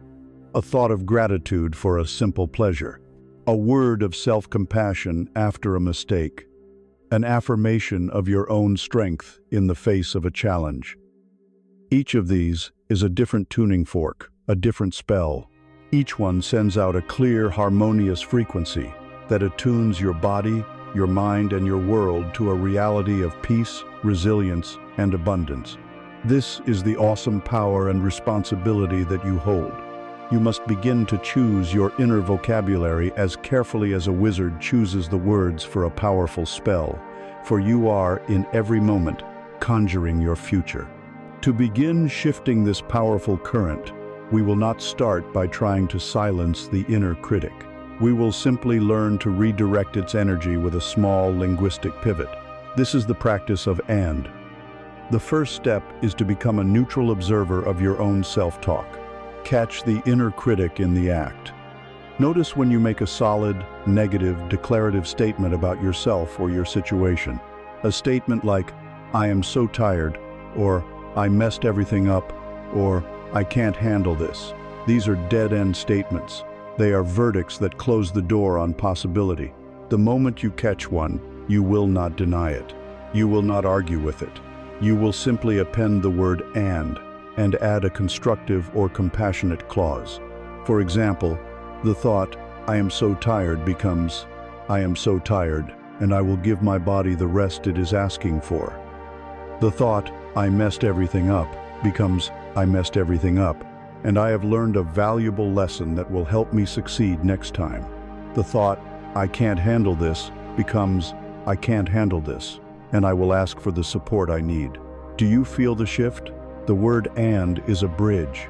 It honors the reality of your present feeling or situation, but it refuses to let that reality be the final word. It transforms a statement of victimhood into a statement of agency. It opens a door where the original thought had slammed one shut. It is a small act of linguistic alchemy that takes the lead of a negative declaration and begins the process of turning it into the gold of conscious, empowered action. Practice this. Be the gentle editor of your own inner script, not by erasing words, but by adding a bridge of possibility after every dead end. You are watering your garden, one conscious word at a time. You are tending to your inner garden, planting seeds of intention, and watering them with the conscious, loving kindness of your self-talk. A certain order is beginning to emerge from the chaos. The flowers of peace and patience are starting to bloom, where once only the weeds of anxiety and judgment grew. But the moment you step outside the garden gates, you are met with the wild, unpredictable nature of the world. The outer world does not adhere to your intentions. People will be careless with their words. Circumstances will shift without your permission. life will present you with a relentless stream of triggers, of stimuli that threaten to pull you from your centered place and drag you back into the overgrown wilderness of reactivity. The great work, then, is to learn how to stand at the edge of your garden, rooted in its peace, and engage with the chaos of the world without letting it overrun you. This requires the cultivation of a new kind of armor, not an armor of hardness, but an armor of space. For most of your life, you have lived as a puppet, and your emotional triggers are the strings. You may have considered yourself a strong-willed person, but observe the mechanism honestly. A driver cuts you off in traffic, and instantly a string is pulled. Your body floods with anger, your face contorts, and harsh words erupt from your mouth. A loved one makes a critical comment, and a different string is pulled. Your stomach plummets, a wave of shame washes over you, and you retreat into a defensive silence. Your boss sends an urgent email late at night. A string is pulled, and your mind is immediately hijacked by a storm of anxiety that ruins your evening. In these moments, you are not free. You are a complex biological machine running a predictable, pre-installed program. There is no space between the external event and your internal reaction. The stimulus comes in, and the conditioned response comes out, automatically and instantaneously. This is a state of profound powerlessness. You have ceded control of your inner state to the random, chaotic events of the external world. Anyone or anything has the power to play you like a marionette, and all they have to do is find the right string to pull. To break free from this puppetry is to engage in a conflict with your most primal wiring. The instantaneous reaction of fight or flight is a legacy of our ancient past, a survival mechanism designed to protect us from physical threats. The problem is that our nervous system has not evolved to distinguish between the threat of a saber-toothed tiger and the threat of a critical email. Both can trigger the same cascade of stress hormones, the same shutting down of the rational brain, the same takeover by the emotional reactive mind. The urge to lash out in anger or to shrink in shame feels, in the moment, as necessary and as powerful as the urge to run from a physical danger. This is the conflict, the hot, impulsive, and deeply ingrained urge to react versus the cool, deliberate, and newly cultivated choice to respond. Reacting is of the ego, of the animal brain. It is about self-preservation at any cost, and it is always rooted in fear. Responding is of the conscious self, the mountain, the silent witness. It is rooted in wisdom and an understanding of the larger picture. The entire battle between your conditioned self and your true self is fought in the tiny, almost imperceptible sliver of time between the stimulus and your output. To win this battle is to win your freedom. Herein lies one of the most liberating truths a human being can realize. Between stimulus and response, there is a space. In that space lies your power to choose your response. In your response lies your growth and your freedom. This space is the most sacred, most powerful territory in your entire universe. It is the pause between the musical notes that gives the melody its meaning. It is the gap in the clouds through which the sun can shine. It is the silent stillness in the eye of the hurricane. To live in a state of constant reactivity is to live as if this space does not exist. It is to fuse the event and the reaction into a single, unbreakable block of suffering. The spiritual path is the process of discovering this space and then, with dedicated practice, expanding it. True strength is not measured by the force of your reaction. It is not about how witty your comeback is or how righteous your anger. True strength is measured by your ability to hold that space open, to bear the discomfort of the initial trigger without immediately succumbing to the urge to discharge the energy. This space, this pause, is your true armor.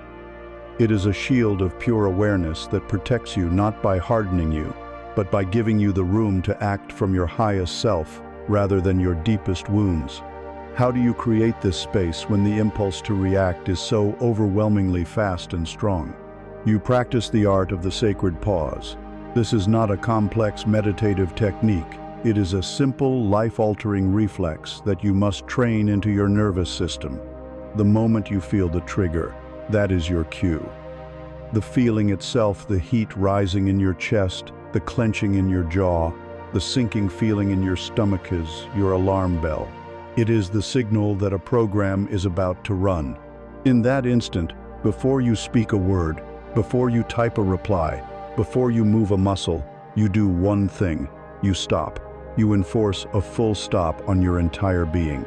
And in that full stop, you take one single, deep, conscious breath. You inhale for a count of 4, and you exhale for a count of 4. That is all. But in the space of that one breath, you have performed an act of profound rebellion. You have severed the hardwired, unconscious link between stimulus and reaction. You have interrupted the signal. You have hung up the phone on the drama that was calling you. You have cut the strings of the puppet master. That single conscious breath is a circuit breaker. It brings oxygen back to your prefrontal cortex, the seat of your rational, wise mind.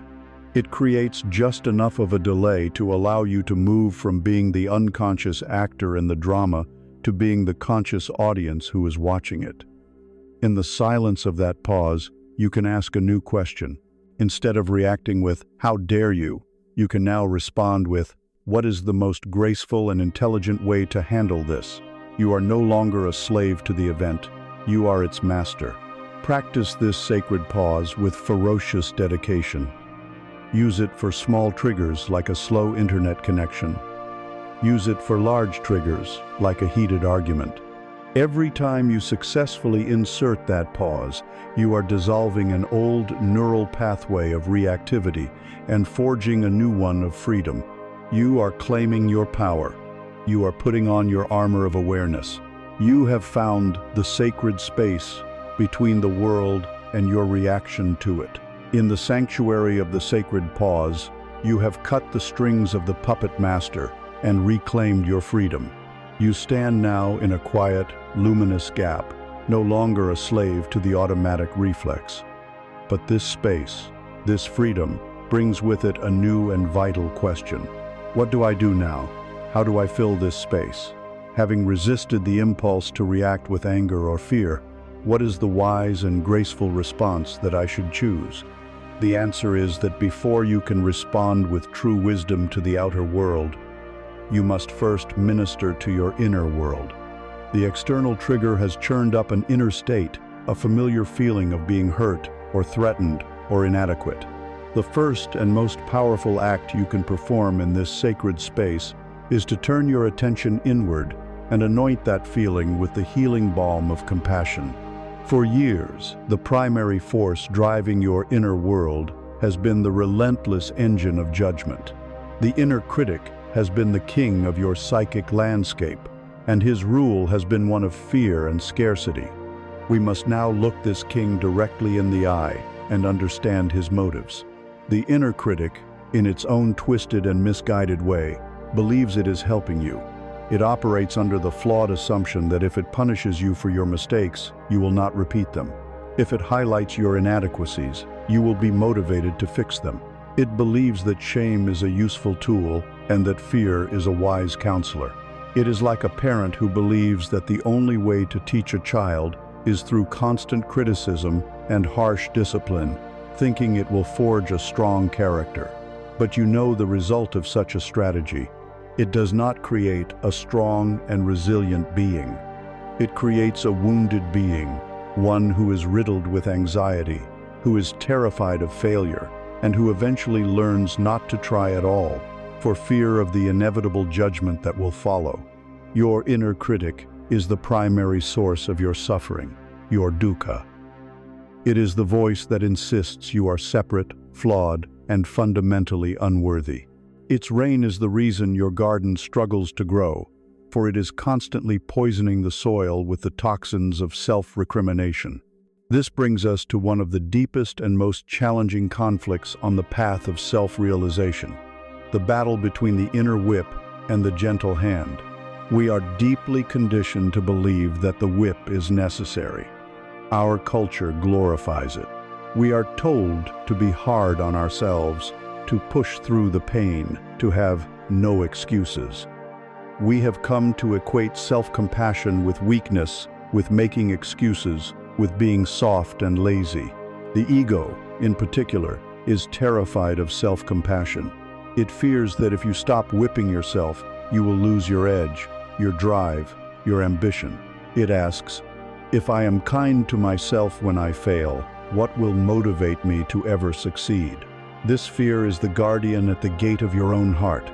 It is the reason you have treated yourself as an enemy for so long. The inner conflict is between this ingrained belief in the utility of self-punishment and the quiet, profound, and revolutionary wisdom that says that true and lasting transformation can only occur in an atmosphere of safety, acceptance, and love. It is the struggle to finally put down the whip you have used on yourself for decades, and to learn, perhaps for the first time, how to extend a gentle, open hand to your own being. The core message, the truth that can dissolve this conflict, is simple and absolute. You cannot hate yourself into a version of yourself you can love. Judgment is a cage. It creates rigid, hardened structures of fear and shame within your psyche. And when you try to break these structures with the hammer of more judgment, you only succeed in shattering them into smaller, sharper fragments. Compassion is something else entirely. It is not a force, it is a presence. Imagine it as a universal solvent. It does not attack the hardened crystallizations of your pain. It gently surrounds them. It permeates them with a warm, unconditional acceptance. And slowly, under this gentle and persistent influence, the hard structures begin to dissolve. The trapped energy is released, the frozen patterns melt and begin to flow once more. Compassion is the antidote to judgment. It is the ultimate healing agent, and it is not to be confused with pity or indulgence. Compassion is a form of wisdom. It is the courageous ability to look at your own imperfections, your own failures, your own pain, and to recognize it as part of the shared human condition. It is the wisdom to know that when you are suffering, the last thing you need is more judgment. The one thing you need is kindness. To bring this profound wisdom into your life as a tangible practice, you can use a powerful technique for moments of acute suffering. It is a form of emotional first aid, a spiritual emergency kit you can deploy whenever you are caught in a storm of self-criticism or pain. It consists of 3 steps. The first step is to practice mindfulness. The moment you feel the sharp sting of failure or the heavy weight of shame, pause. Instead of getting lost in the dramatic storyline, simply acknowledge the inner reality. You can do this by placing a hand over your heart, a gesture which is physically soothing to the mammalian nervous system, and saying to yourself, silently, this is a moment of suffering. Or even more simply, this hurts. This act grounds you. It validates your pain without amplifying it. The second step is to recognize your common humanity. The very nature of suffering is that it makes us feel isolated, that we are the only one who feels this way. This is a lie. Failure, inadequacy, and pain are the birthright of every human being. So, in this step, you remind yourself of this truth. You say, suffering is a part of life, or everyone feels this way sometimes, or I am not alone in this feeling. This is the antidote to isolation. It reconnects you to the great family of humanity. The third and final step is self-kindness. Now that you have acknowledged your pain and your connection to others, you actively offer yourself compassion. You can ask yourself, what do I need to hear right now? And then offer yourself those words. Or you can use a simple, gentle phrase like, may I be kind to myself in this moment, or may I give myself the compassion that I need. These 3 steps, acknowledging your pain, recognizing your common humanity, and offering yourself kindness, are a direct and powerful antidote to the poison of the inner critic. Practice this self-compassion break whenever you are struggling. You are learning to turn toward yourself with the gentle hand of a friend rather than the whip of a tyrant. You are learning to fill the sacred space with the most powerful, healing force in the universe, your own loving presence. You have begun to practice the art of turning towards yourself with a gentle hand. In the sacred pause, you have started to fill the space, not with reaction, but with the radical act of self-compassion. And you may have noticed its effect, a softening, a release, a quiet peace that descends when you cease your inner warfare. Why is this simple practice so profoundly transformative? It is because it aligns you with one of the most fundamental and inescapable laws of the universe, a law as real and as impersonal as gravity. This is the law of cause and effect, known in the Eastern traditions as karma. To understand this law in its pure and practical form is to move from being a pawn in the game of life to becoming its conscious co-creator. First, we must strip the word karma of the layers of superstition and misunderstanding that have been wrapped around it. Karma is not a cosmic system of reward and punishment administered by some celestial judge. It is not a moral scorecard for your soul, tallying up good deeds and bad deeds to determine your fate in a future life. In its most immediate and useful sense, karma is simply the physics of consciousness. It is the immutable truth that every cause has an effect, and that every effect arises from a cause. And the most potent causal force you have at your disposal is the power of your own mind. Every single thought you think is a cause. Every emotion you feel is its immediate effect. This is not a process that takes lifetimes to unfold. It is happening right now, in this very second. If you spend 10 minutes lost in thoughts of resentment about a past injustice, that is a cause. The immediate effect is a feeling of anger, a tightening in your chest, a sour taste in your mouth, and a perception of the world that is colored by bitterness. The suffering is not a punishment for your anger, it is the anger. The two are inseparable. Conversely, if you spend 1 minute deliberately cultivating a feeling of gratitude for the simple fact of your breath, that is a cause. The immediate effect is a feeling of peace, a relaxation in your shoulders, an opening in your heart, and a perception of the world that is imbued with a quiet sense of grace. The peace is not a reward for your gratitude, it is the gratitude. To truly grasp this is to stand at a monumental fork in the road of your own evolution. One path is the well-worn road of victimhood. On this road, you see your life as something that happens to you. Your unhappiness is caused by your job, your partner, the government, the economy, or simple bad luck. Your anger is caused by what they did. Your anxiety is caused by the state of the world. This path is, in a dark way, comfortable. It absolves you of all responsibility. You are the blameless victim of external forces, and your suffering, while painful, feels justified. The other path is the steeper, more challenging, and ultimately liberating path of radical responsibility. This path asks you to accept that while you cannot always control external events, you are the sole generating source of your inner experience. This is not about blaming yourself for the painful things that may have happened to you. It is not about pretending that injustice does not exist. It is about taking 100% ownership of the thoughts you choose to cultivate in response to those events. This is a terrifying proposition for the ego. The ego loves to blame. Blame gives it a sense of righteousness and identity. To accept the law of karma is to let go of the satisfying story of being a victim and to pick up the heavy, powerful, and magnificent mantle of being a creator. It is to shift your entire life's orientation from the question, "What is happening to me?" to the question, "What am I creating with my mind right now?" This is where the law of karma ceases to be a burden and becomes the key to your ultimate liberation. For if your thoughts are the cause of your suffering, then you hold the power to end your suffering by changing its cause.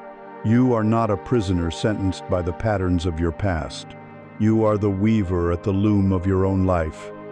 Imagine your mind is this great loom. Every thought you think is a single thread that you hold in your hand. The quality of the thought determines the quality of the thread. A thought of fear is a coarse, gray, brittle thread. A thought of anger is a hot, red, jagged thread. A thought of compassion is a soft, warm, golden thread. A thought of peace is a smooth, luminous, silver thread. Moment by moment, with every thought you allow to occupy your mind, you are weaving. You are feeding another thread into the shuttle and casting it across the loom, adding another line to the ever-growing tapestry of your life.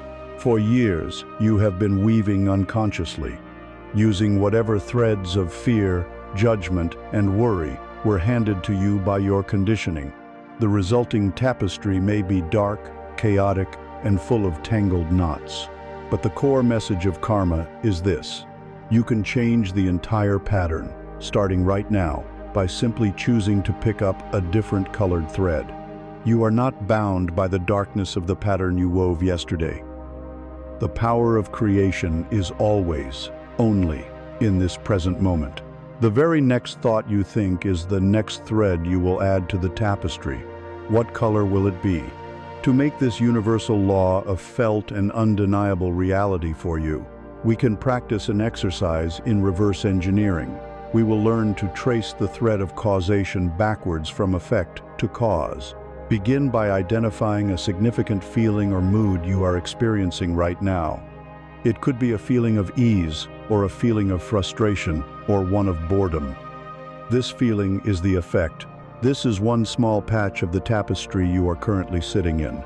Now, with a gentle and neutral curiosity, ask yourself, what was the thought I was just thinking that produced this feeling? Perhaps the feeling is irritation. Tracing it back, you might realize you were thinking, this work is taking too long. That is the first link in the chain. Now, look at that thought cause. Ask yourself, and what was the thought that led to that one? Perhaps before that, you were thinking, I should be finished by now. And what led to that?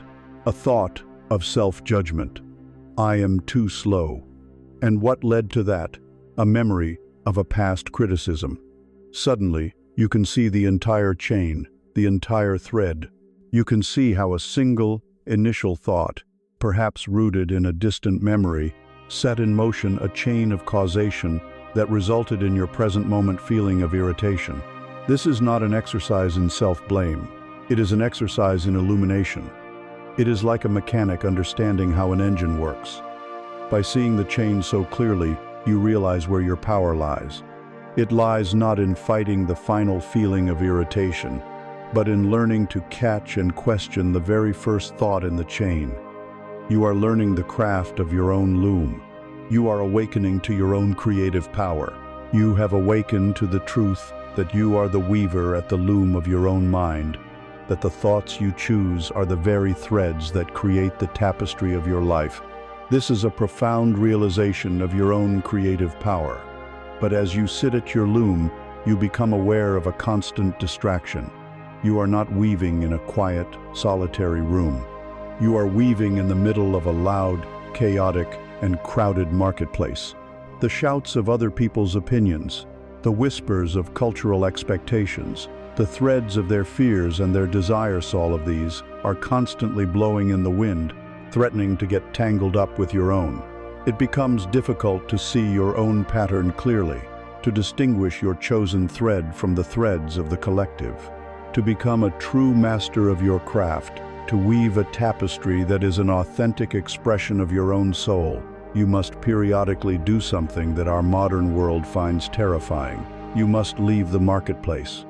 You must be willing to walk the lonely path out of the crowded valley and climb to the silent summit of solitude. We have become a civilization that is deeply, pathologically afraid of being alone. We have developed a horror of the empty space, a terror of the silent moment. This fear drives a constant, frenetic activity of escape. The moment a sliver of unstructured time appears, we reach for a distraction.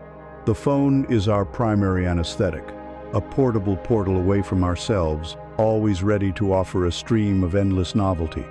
We fill our ears with music and podcasts, not necessarily to listen, but to ensure that the sound of our own thoughts can never be clearly heard. We pack our schedules with social engagements. We binge on entertainment. We work ourselves into exhaustion, all in a desperate, unconscious flight from the perceived threat of our own company. What are we so afraid of? We are afraid of what we might find in the silence. We are afraid of the uncomfortable feelings we have successfully suppressed. We are afraid of the unresolved questions about our lives that the noise keeps at bay. We are afraid that if we are left alone with ourselves, we will discover a profound emptiness, a boring void, and that this will be the unbearable truth of who we are. The constant noise is a shield, protecting us from a confrontation with our own soul. This creates a deep inner conflict between two of our most powerful human needs: the need for belonging and the need for self-realization. The need to belong draws us to the crowd in the valley. The valley is warm, it is comfortable, it is safe. In the crowd, our own beliefs are reflected back to us. Our opinions are validated, and we are reassured that we are normal. The noise of the crowd is a comforting lullaby that absolves us of the difficult work of finding our own truth. To be a part of the crowd, we need only to conform. The need for self-realization, however, calls us in the opposite direction. It is the soul's upward call to the summit. The path to the summit, by its very nature, must be walked alone. No one can find your truth for you. No one can tell you who you are at your deepest level. No guru, no book, no philosophy can replace the direct, unmediated experience of your own being. This path is often steep, cold, and lonely. As you climb, the familiar noise of the crowd fades, and the silence can feel intimidating. The conflict is the gravitational pull of the comfortable, known world of the collective versus the soul's high, thin, and solitary call to authenticity. It is the fear of being cast out by the crowd versus the deeper fear of never truly finding yourself. To embark on this journey, you must first understand the crucial distinction between loneliness and solitude. They may look similar from the outside, but they are polar opposites in their inner nature. Loneliness is the pain of being alone. It is a state of lack. It is the feeling that something is missing, that you are incomplete without the presence and validation of another. Loneliness is a passive state of victimhood. It is the feeling of being left out. Solitude, on the other hand, is the glory of being alone. It is a state of profound fullness.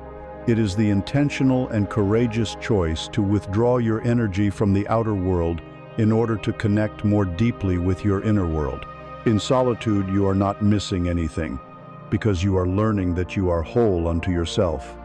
Solitude is an active state of power. It is the feeling of coming home. To find the kingdom of solitude, you must often be willing to first pass through the desolate borderlands of loneliness. The initial discomfort you feel when you cut off the distractions is the ego protesting its isolation. But if you can sit with that discomfort, if you can bear the initial silence, it will slowly transform. The pain of loneliness will ripen into the power of solitude. It is in the majestic silence of the summit that the tangled threads of your mind begin to unravel. It is where you can finally distinguish between your own wisdom and the borrowed opinions of others. It is where the universe can finally whisper its secrets to you, now that you are quiet enough to hear. This journey to the summit must be undertaken with intention. You cannot wait until you have free time, because you will never have free time. You must create it. You must treat solitude as a sacred and non-negotiable appointment. Look at your schedule and carve out small pockets of time for this practice. Start with just 15 minutes, 3 times a week. Put it in your calendar. Call it sacred solitude. During this appointed time, the rules are simple but absolute. You are not to consume any form of external content. No phone, no computer, no books, no podcasts, no music. You can sit in a chair, you can lie on the floor, you can walk slowly in a park. The only objective is to be with yourself, without a buffer, without an anesthetic. Be prepared for it to feel profoundly uncomfortable at first. Your mind will likely race. You will feel bored. You may feel anxious. You will be tempted 100 times to reach for your phone. You must understand this. This discomfort is not a sign that the practice is failing. It is the sign that the practice is working. It is the feeling of the anesthetic wearing off. It is the accumulated noise of your mind finally rising to the surface to be seen. Your job is not to fight it, but simply to be with it. Allow the boredom. Allow the anxiety. Witness the racing thoughts. Just stay. By doing so, you are retraining your nervous system. You are teaching it that silence is not a threat. You are showing yourself that you can be the source of your own comfort, your own interest, your own wisdom. You are climbing your mountain, one intentional, solitary step at a time. The view from the top, the clarity and peace you will find there, will be worth every moment of the arduous climb. From the clear, cold, silent summit of solitude, you have learned to see your life with a new perspective. The dramas and anxieties that seemed so overwhelming in the crowded valley below now appear as small and distant movements on a vast landscape. But the view from the summit offers more than just perspective on your own life. As your gaze softens and expands, you begin to see the interconnectedness of all things. You see how the individual trees form a single forest, how the countless streams and rivers all make their way to the one great sea. The feeling of separation, which was so powerful in the valley, begins to dissolve in the face of this panoramic truth. The final stage of this inner journey is to take this realization from an observation into a direct experience. It is to shift your identity from the lonely mountain peak to the vast, undivided ocean that the mountain overlooks. The ocean of which all things are a part. The source of all your fear, all your loneliness, and all your suffering is a single, fundamental, and powerful illusion. The belief that you are a separate self. From the moment you learned your name, you began a process of psychic contraction.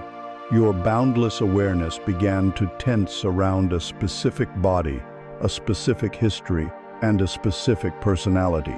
This contraction created the entity you call I. This I is the one who feels vulnerable, the one who feels incomplete, the one who fears judgment and craves validation. It is the one who was born, and the one who will one day die. It is a fortress of identity, built to protect a fragile sense of self from a world perceived as other. This feeling of being a skin-encapsulated ego, a solitary thinker inside a skull, feels like the most obvious truth in the world. Yet, the great mystics of all traditions, and even the pioneers of modern physics, point to a different reality.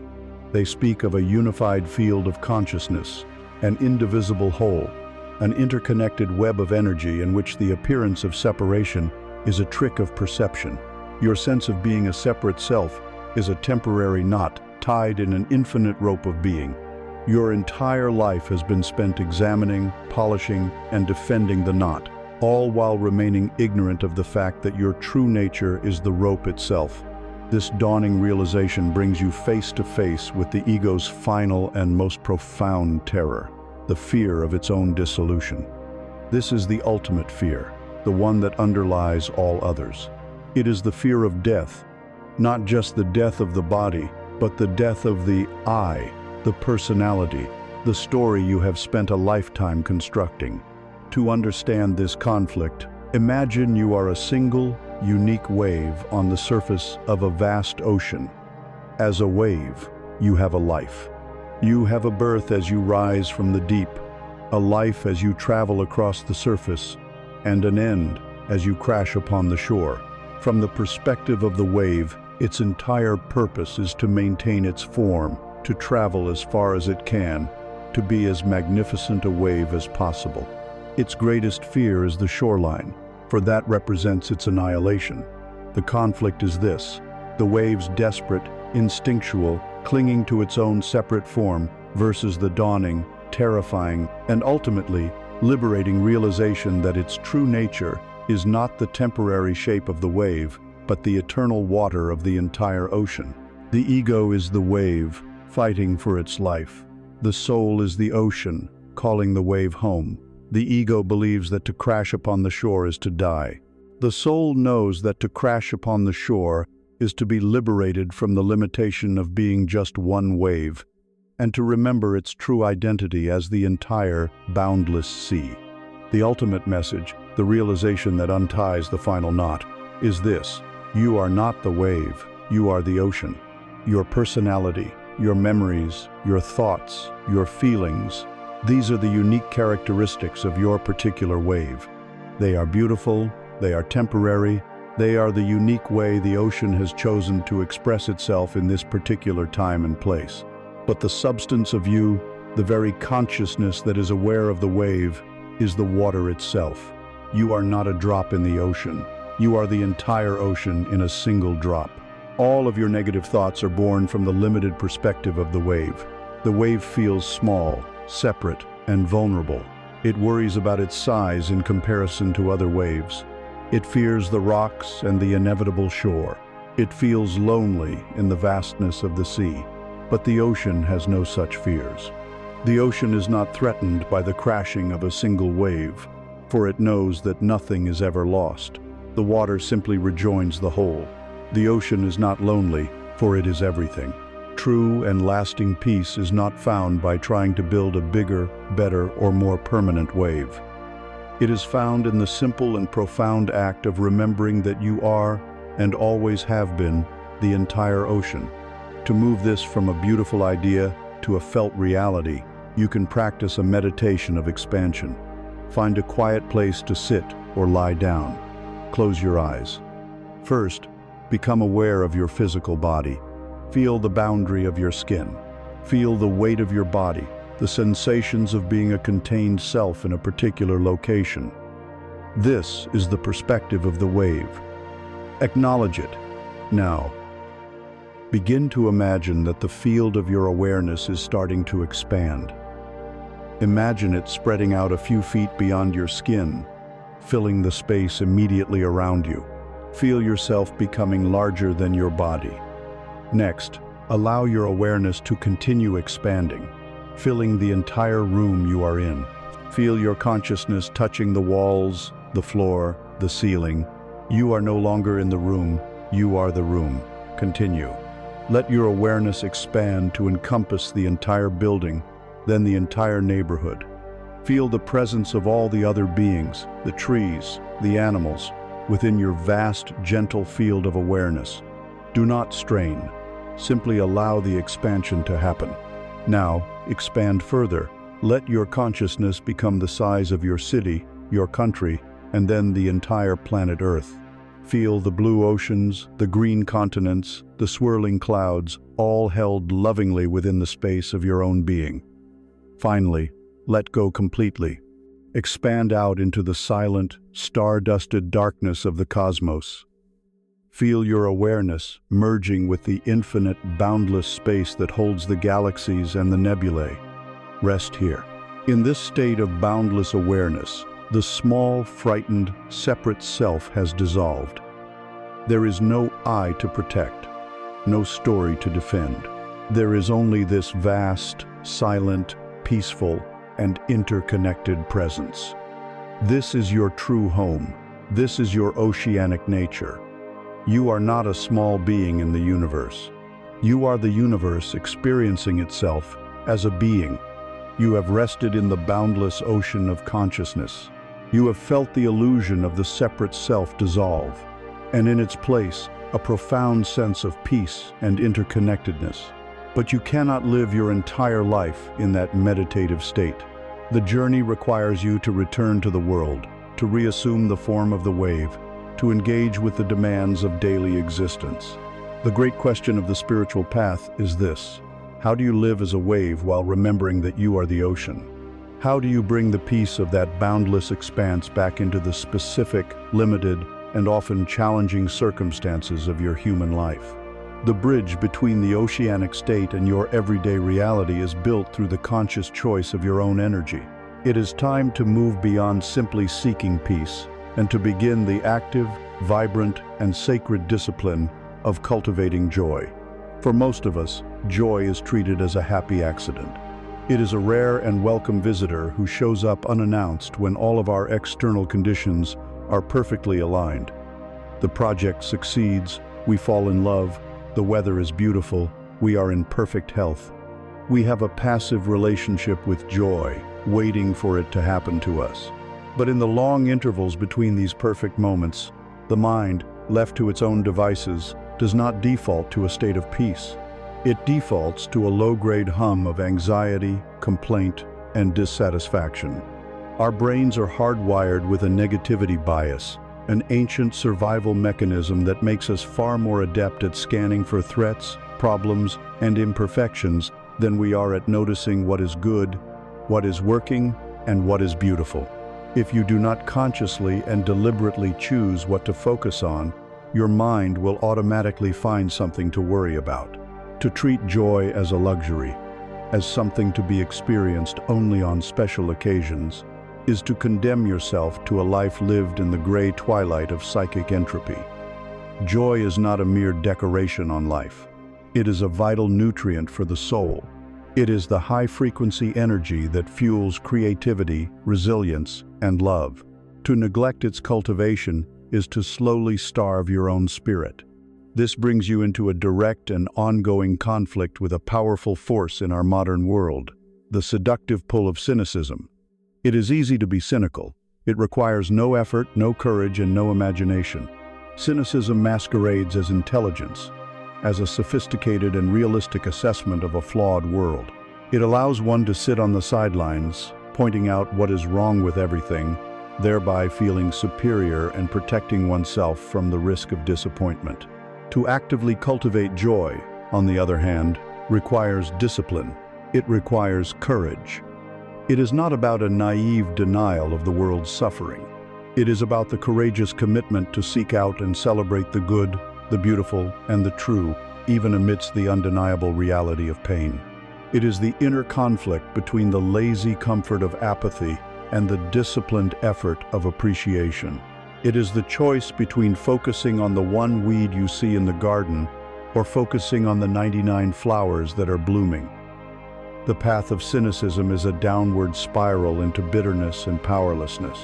The path of disciplined joy is an upward spiral into gratitude and empowerment. The choice between these two paths is yours to make in every single moment. The core message is a revolutionary shift in your relationship with happiness. Joy is not a mood you wait for, it is a discipline you practice. Joy is not an outcome that depends on your circumstances. It is a choice that determines your energetic state. Think of joy as a muscle. If you go to the gym only when you feel strong and energetic, you will rarely go. You go to the gym and do the exercises in order to become strong and energetic. The same is true for joy. You do not wait until you feel joyful to practice gratitude and appreciation. You practice gratitude and appreciation in order to become joyful. Every time you consciously withdraw your attention from a negative thought and place it on something beautiful, you are doing a repetition for your joy muscle. Every time you choose to feel gratitude for a simple pleasure, you are strengthening that muscle. At first, it may feel weak and awkward, but with consistent practice, you are literally rewiring your brain.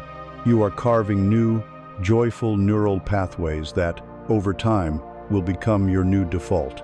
Cultivating joy is also an act of spiritual defiance. In a world that is saturated with fear, complaint, and division, to choose joy is a radical act. It is a declaration that your inner state is not for sale. It is a statement that you will not allow the chaos of the world to dictate the weather of your soul. You are taking sovereign control of your own vibrational frequency. You can begin to build this sacred muscle today with a simple and playful practice. Your mission, should you choose to accept it, is to become a joy hunter. You are to become a detective of delight, a connoisseur of small wonders. Your task each day is to find and consciously acknowledge at least 3 small, specific things that evoke a genuine flicker of joy in you. These will not be grand, life-altering events. They will be the quiet, simple pleasures that your busy, problem-solving mind usually overlooks. It could be the rich, dark aroma of your morning coffee. It could be the incredible relief of your first sip of cool water when you are thirsty. It could be the feeling of warm sunshine on your face. a particular shade of blue in the evening sky, the sound of rain against a window, or a line in a song that makes your heart feel seen. When you find one of these moments, the practice is not just to notice it and move on. That is not enough. The practice is to pause. For just 5 or 10 seconds, you must stop what you are doing and consciously absorb the joyful sensation. Feel it in your body. Let it land. Savor it as you would savor the most exquisite meal. Let the feeling of that small pleasure fill your entire being. In that moment of savoring, you are telling your brain, this is important. Pay attention to this. Find more of this. You are actively counteracting your negativity bias. You are training your mind to seek the evidence of beauty and goodness that is always, already surrounding you. You are learning to live as the ocean, yes, but you are also learning to enjoy the unique and precious gift of being a wave, shimmering for a moment in the light of the sun. You have cultivated joy as a discipline, an act of conscious will that defies the mind's gravitational pull toward neutrality or despair. You have learned to plant flowers in the garden of your mind, to choose the light. But a question remains, a quiet, fundamental question. How do you truly know the state of your inner world, beyond the stories the mind tells itself? The mind, after all, is a master narrator, capable of convincing itself of its own peace, even as a storm rages just beneath the surface. For the ultimate, unvarnished truth, you must learn to listen to a different voice. A voice that does not use words, yet speaks with absolute clarity. You must turn your attention away from the chatter in the skull and listen to the profound, ancient wisdom of your own body. In our modern existence, we have been taught to live as if we are disembodied minds. We are heads carrying around a machine that we fuel, command, and curse when it breaks down. We treat the body as a servant, a vehicle to transport our intellect from one task to the next. We push it through exhaustion, numb it when it signals pain, and distract it when it craves stillness. We have severed the sacred connection between thought and feeling, between consciousness and the flesh that houses it. We have become kings of a tiny, noisy castle in our heads, forgetting that we are the rulers of a vast, intelligent, and deeply communicative kingdom that lies below. This disconnect is the source of a deep and unnamed suffering. It is the feeling of being a stranger in your own home, of not recognizing the language of your own physical self. The body sends whispers, gentle nudges in the form of subtle tension, a shallow breath, a flicker of fatigue. We are taught to ignore these whispers. We drink another coffee, we push harder, we distract ourselves with more information, more noise. So the body begins to speak more loudly. The whisper becomes a persistent ache, a knot in the shoulder, a constant feeling of unease in the gut. We might take a pill for this, or complain about it, but we still do not truly listen. We do not ask the ache, "What are you trying to tell me?" We do not ask the tension, "What fear am I holding on to?" And so, because it loves you, because its only function is to maintain balance and seek health, the body is eventually forced to scream. The scream can take the form of chronic illness, debilitating fatigue, a panic attack, a complete system breakdown. And only then, when we are forced onto our backs, do we begin to wonder if the body was trying to tell us something all along. The central conflict on this stage of the journey is between the arrogance of the egoic mind and the humble, grounded truth of the body. Your ego believes it is the sole intelligence. It believes it can outsmart fatigue, outrun stress, and override the body's fundamental needs for rest, nourishment, and peace. It operates on a timeline of ambition and fear. It says, "We don't have time for this. We must achieve. We must strive. We must become." It treats the body's signals as inconvenient interruptions to its grand agenda. This is the inner tyrant, the relentless taskmaster who whips the horse without ever checking if it is tired or thirsty. The body, however, operates on a different timeline. It operates in the absolute, undeniable reality of the present moment. It does not care about your 5-year plan or your regrets from yesterday. It cares only about the conditions of now. Its wisdom is not intellectual, it is cellular. It is the collected intelligence of billions of years of evolution, a living library of what it means to be alive. To begin listening to the body is an act of profound humility. It requires the mind to step down from its throne, to admit that it does not know everything. It requires the surrender of the belief that you can force your way through life. The struggle is to stop valuing the mind's frantic calculations over the body's deep, steady truth. It is the choice to trust sensation over speculation, to honor the feeling in your gut as much as, if not more than, the argument in your head. Here lies a message of immense power. Your body is a vessel of truth. It cannot lie. While your mind can weave intricate stories of justification, denial, and projection, your body is a perfect, immediate reflection of your energetic and emotional state. Every single thought you have is instantly transcribed into the language of physiology. Think a thought of resentment, and your body records it. The jaw might clench, the stomach might produce more acid, the blood pressure might rise.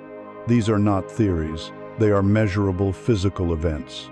Think a thought of genuine gratitude, and the body records that too. The muscles in your shoulders might release, the breath might deepen, the heart rate might slow. Your body is the most sophisticated and honest biofeedback machine in existence. It is your physical compass. The mind can get lost in maps of the past and future, maps that are often distorted and unreliable.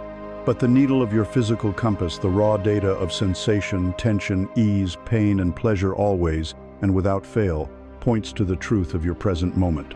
Learning to trust this compass is learning to trust yourself at the deepest level. It is to know that you have an infallible guide with you at all times, a guide that will always lead you back to balance and authenticity if you only learn its language. The practical application of this wisdom is simple, yet it has the power to transform your entire experience of being. It is the body scan check-in.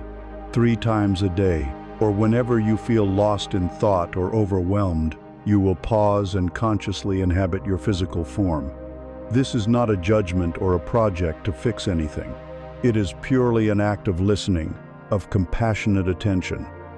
Start with your feet. Can you feel them on the ground? Are they tense, arched, ready to run? Or are they relaxed, grounded, and stable? Bring your awareness up to your legs.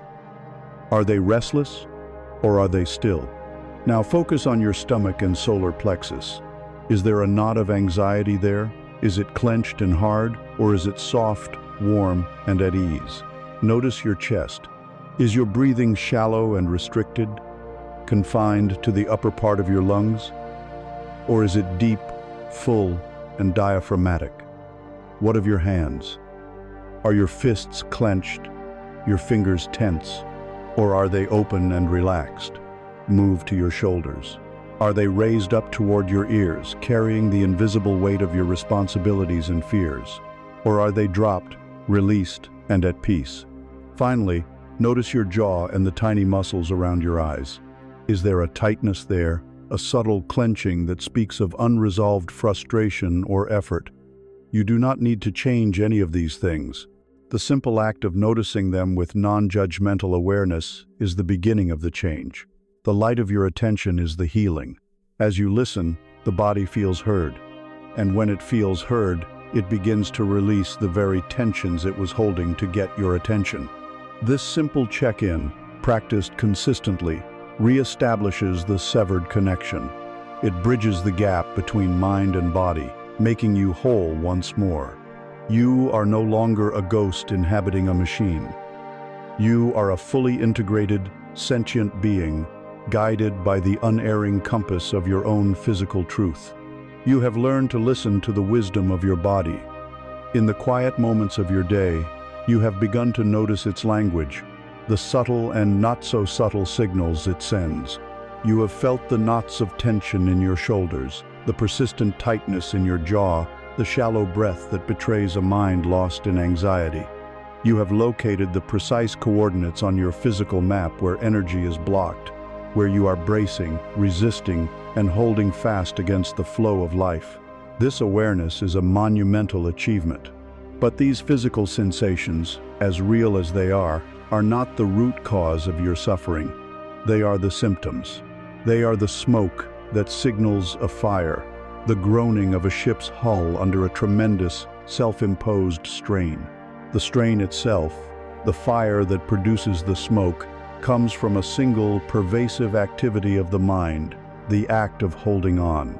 Now that you have learned to listen to the pain of the clenched fist, you must learn the profound and liberating art of the open hand. You must learn to let go. We are creatures that cling.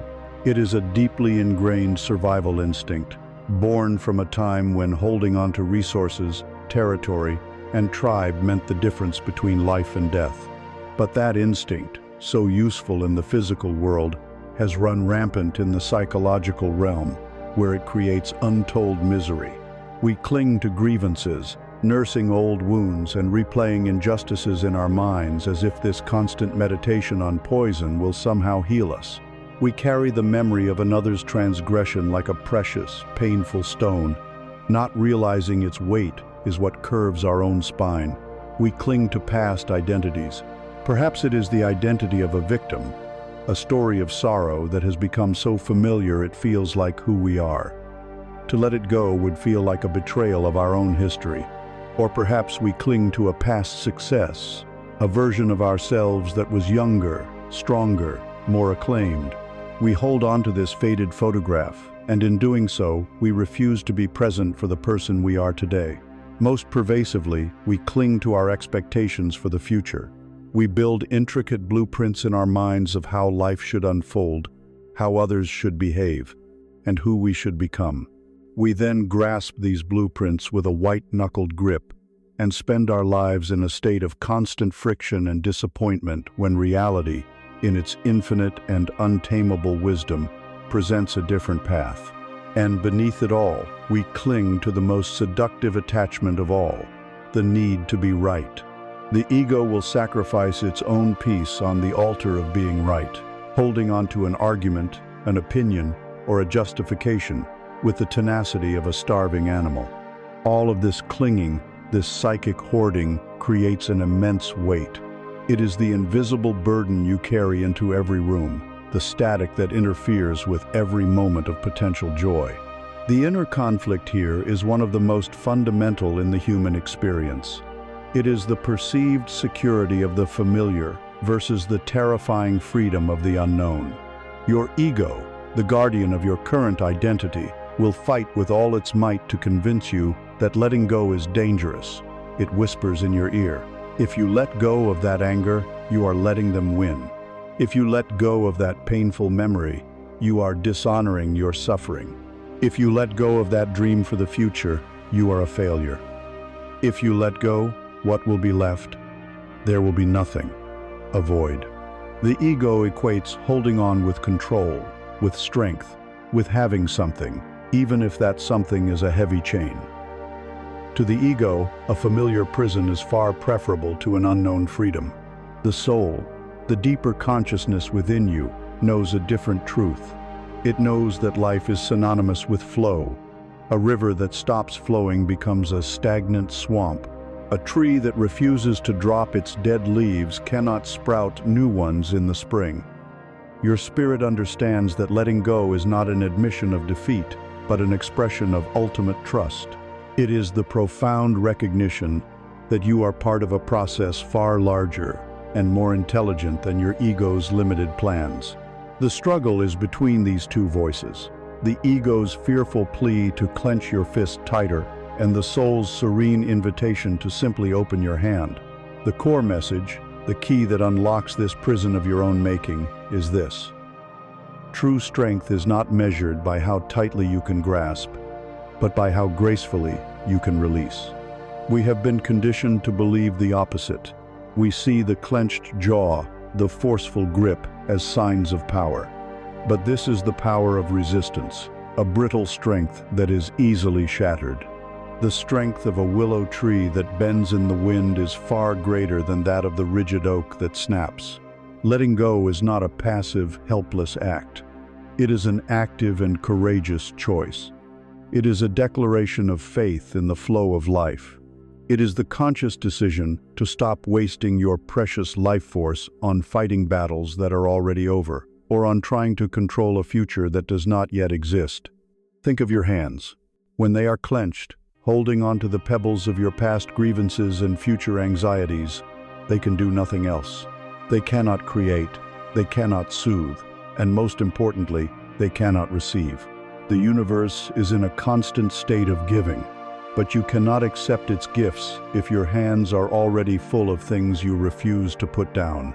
To let go is to create a vacuum. You release the stale energy of a resentment, and you create the space for forgiveness and peace to enter. You release a rigid expectation for the future, and you create the space for surprise, for serendipity, for a reality more beautiful than your limited mind could have conceived. To bring this from a concept into a living reality, we will use the body as our gateway. We will practice the open hand visualization. I invite you to do this now. Wherever you are, find a comfortable position. Close your eyes if you can. First, in your mind's eye, consciously clench your fists. Feel the tension in your fingers, your wrists, your forearms.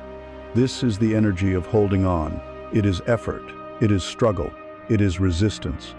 Now, take a breath, and as you exhale, consciously and slowly open your hands. Let your fingers unfurl. Turn your palms so they face upward, resting gently in your lap or at your sides. Feel the immediate release of tension. Feel the air on your skin. This is the posture of receiving, of non-resistance.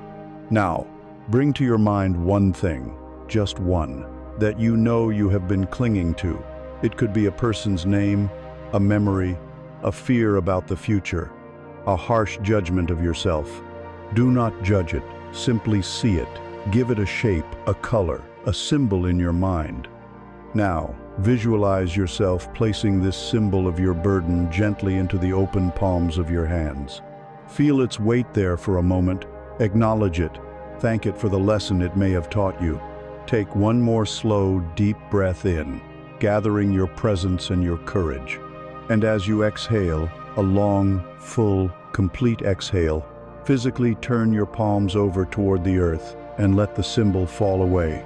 See it dissolving into the ground, released from your care. Keep your hands open, palms down. Feel the lightness. Feel the space where the weight used to be. You have not lost anything of value. You have only lost a burden. You have gained freedom. Practice this. Practice it with small annoyances and with deep-seated sorrows. The act itself, this physical and intentional release, retrains your entire being. It teaches you that your natural state is not the clenched fist of fear, but the open hand of trust, a hand that can hold nothing forever and is therefore free to touch everything. You have stood at the riverbank and watched your thoughts float by. You have stepped into the fire of awareness and allowed it to transmute your pain. You have learned the wisdom of the body, your physical compass pointing toward truth. With open hands, you have practiced the courageous art of letting go, releasing the heavy stones of past grievances and future anxieties. A lightness has begun to permeate your being, a sense of space where there was once only density. But as the clouds of clinging begin to part, a deeper question emerges from the newfound clarity. Who is this self that has been doing all this work? Who is the observer watching the river? Who is the awareness that fuels the fire? Who is the one that has finally opened their hand? The journey has led you here, to its most crucial turning point, the final, transformative shift in identity. It is the movement from struggling with the contents of your consciousness to resting as the consciousness itself. For your entire life, you have likely lived with the implicit belief that you are the thinker of your thoughts. You have identified with the voice in your head, the relentless narrator who plans, judges, worries, and remembers. You believed you were your emotions, swept away by waves of sadness or anger, as if you were a small boat on a vast ocean. Your identity was a composite, a story woven from your memories, your roles, your accomplishments, and your failures. You were the main character in the movie of your life, and your daily task was the exhausting work of managing this character, defending it, improving it, and worrying about its fate. This is the egoic state of consciousness. It is a state of constant effort, because the story of me is an inherently unstable and vulnerable thing, always in need of validation and protection. The work you have done until no observing, allowing, releasing has been the essential training for this next step. It has created the necessary separation, the first sliver of light between you and the machinery of your mind. But now, you are invited to stop being the operator of the machine and realize you are the space in which the machine operates. The final inner conflict is the most subtle and profound. It is the ego's last stand against its own dissolution into something far greater. As you taste the peace of this aware space, the mind, out of a lifelong habit, will attempt to pull you back into the drama. It will become bored with the silence.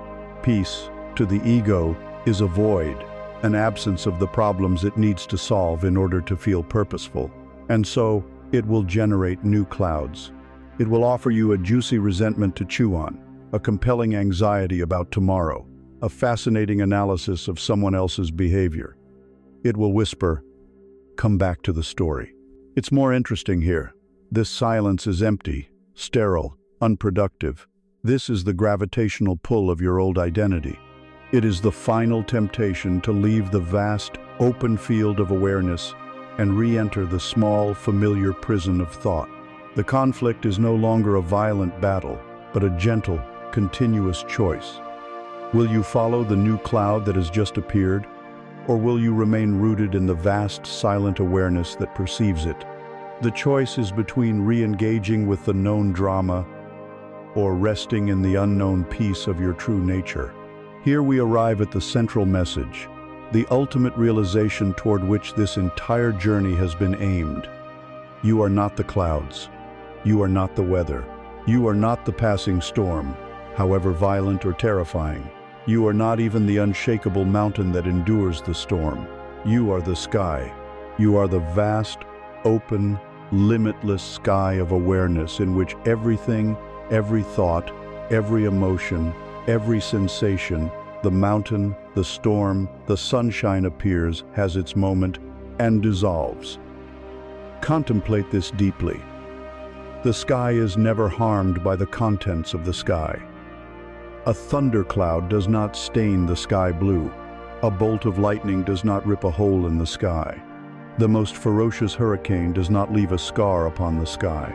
The sky holds everything in its effortless, non-judgmental embrace. It does not cling to the beautiful sunset, and it does not resist the dark storm clouds. It allows everything to be as it is, to come and to go. This is your true nature, your personality, your history, your thoughts and feelings. These are the fascinating, ever-changing weather patterns. But your essence, the fundamental I that you are, is the changeless, spacious sky of being that holds all of it. To know this is not an intellectual achievement. It is a profound shift in being. The goal is to stop living as a fragile cloud, terrified of the wind, and to start living as the sky, which is the source and container of the wind itself. How then do you live this truth? You integrate it through a simple, yet profoundly potent inquiry.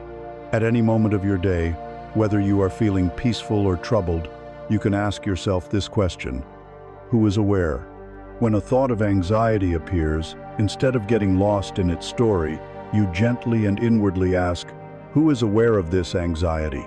When you hear a sound, you ask, who is aware of this sound?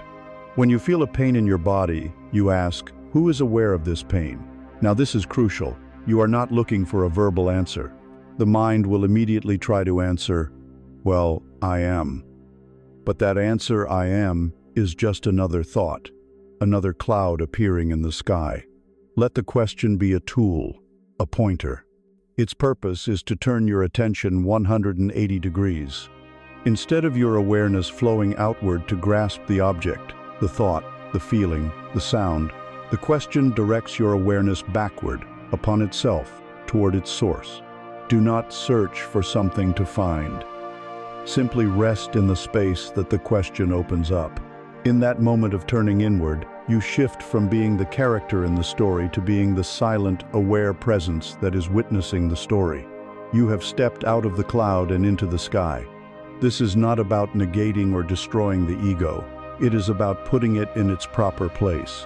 The ego becomes a useful tool, a weather pattern that serves a function, but it is no longer the center of your universe. The center is the vast, silent, peaceful sky of your own being. Rest as the sky.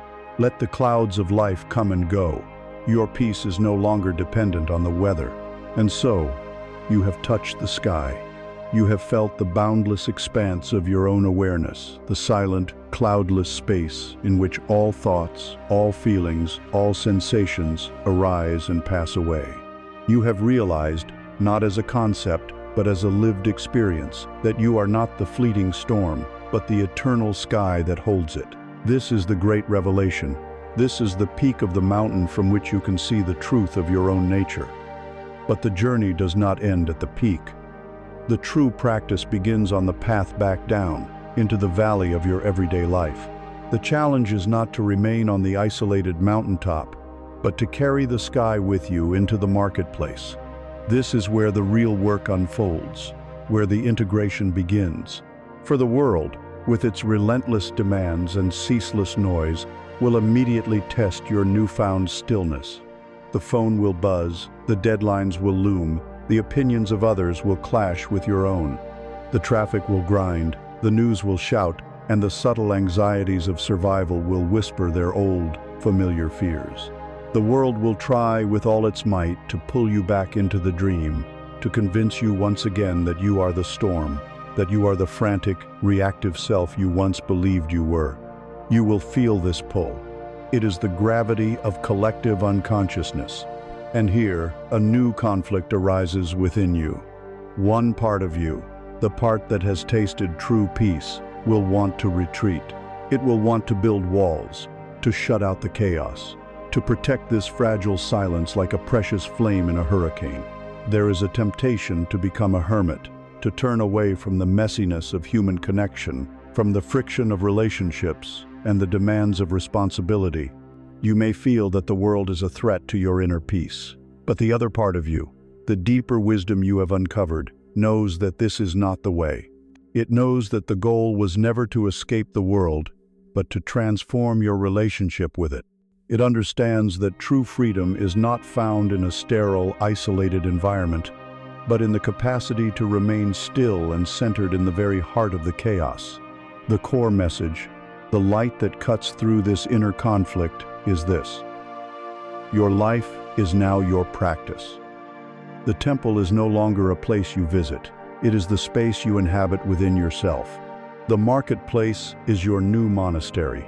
Your office is your new meditation cushion. Every interaction, every challenge, every moment of frustration is no longer a disruption to your peace. It is an opportunity to deepen it.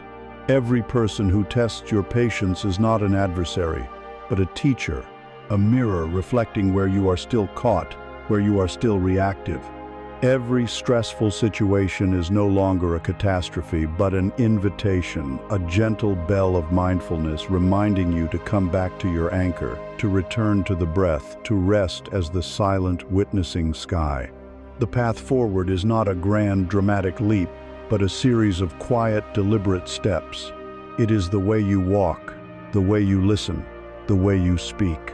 The path is paved with ordinary moments, consecrated by the quality of your attention. You do not need to renounce the world. You need only renounce your unconscious reactions to it. You are not striving to create a perfect, peaceful life on the outside. You are learning to access the perfect peace that already exists on the inside, regardless of external conditions. The path forward is a silent one. It is not about proclaiming your newfound wisdom, but about embodying it. It is about choosing to respond with consciousness where you once reacted with instinct. It is about choosing to bring presence to a moment that you once would have rushed through in a blur of thought. This is where we ground the sublime in the simple. The most powerful suggestion for this integration is not complex. It is this: commit to one conscious act each day. Choose one single, mundane task that you perform daily, and decide to do it with your entire being. Perhaps it is the act of washing the dishes. Do not turn on a podcast. Do not plan your next meeting. Do not rehash an old argument. Simply wash the dishes. Feel the warmth of the water on your hands. Notice the weight of the ceramic plate, the texture of the sponge, the scent of the soap. Hear the sound of the water flowing and the gentle clink of utensils. Bring all of your senses, all of your awareness, to this one simple act. In that moment, there is no past and no future. There is only the living reality of now. There is no separation between you and the action. You and the washing of the dishes become one seamless flow of presence. Or perhaps your conscious act is making tea. Feel the weight of the kettle as you fill it. Listen to the water as it begins to rumble and then boil. Watch the steam as it rises. Feel the warmth of the mug in your hands. Inhale the fragrance of the tea leaves as they unfurl in the hot water. Taste the first sip as if it were the first and last sip you will ever take. Do this one thing, this one small, insignificant thing, with the totality of your presence. In doing so, you collapse the false distinction between the sacred and the mundane. You prove to yourself, on a cellular level, that enlightenment is not found in a cave in the Himalayas, but in your own kitchen, in your own hands, in this very moment. The sacred is not somewhere else. It is hidden in plain sight, waiting to be revealed by your attention. This is how you begin to weave the silence into the fabric of your life. Life itself becomes a moving meditation. The journey is not over. In truth, it has just begun. Every step you take from your door to your car can be a practice. Every breath you take while waiting in line can be a return to your center. Every word you speak can be an expression of this deeper awareness. You are no longer waiting for life to begin. You are no longer chasing a future destination of peace. You understand now that every step is the path. Every moment is the destination. The path forward is not a line stretching out before you. It is the quality of presence you bring to the very ground you stand on right now. You are not trying to get somewhere. You are learning to be fully right where you are. This is the silent path. Step by silent step, breath by silent breath, you walk it not to arrive, but for the sake of the walking itself. And in this walking, you bring the sky down to earth. You bring the silence of the temple into the noise of the marketplace. You do not change the world. You allow the world to be as it is, and you meet it with the unshakable peace of who you are. For so long, you may have believed you were the waves on the surface of a great lake. You identified with the turbulence, with the constant motion, with the way you were thrashed about by the winds of thought and the currents of emotion. Your entire sense of self was tied to the shifting patterns on the surface, rising with elation, crashing with despair, always in motion, always at the mercy of the external weather. This journey, this turning inward, has not been about calming the waves. The winds will always blow. It has been about a profound shift in identity. It has been a process of remembering that you are not the wave, you are not even the storm, you are the lake, you are the vast, deep, silent body of water itself. The surface may ripple, it may churn, it may even freeze or crack, but the depths remain untouched, forever still, forever silent. Your true nature is this profound stillness. It holds the turbulence of the surface with effortless, unconditional acceptance. It does not judge the waves. It does not resist them. It simply allows them to be, knowing they are a temporary expression of its own substance. This is the strength you have awakened. Let this be clear. This stillness was not given to you by this voice or by any book or teacher. It was uncovered. It was always here, beneath the noise of the mind you mistook for yourself. We did not build a temple for you. We simply handed you a key to a temple that was already yours, a temple whose doors have been waiting for you to unlock them from the inside. The power, the peace, the silence, it is your inherent nature. It is your birthright. It is the very ground of your being. You are the source of your own liberation. You hold the beginning and the end of the search within your own heart, within your own awareness. Trust this. Rest in this. It is more real than any problem, any fear, any story your mind can ever create. It is the unshakable truth of who you are. The search is over. The silence you were seeking is the silence you are. Now, live from that silence. The rest will follow.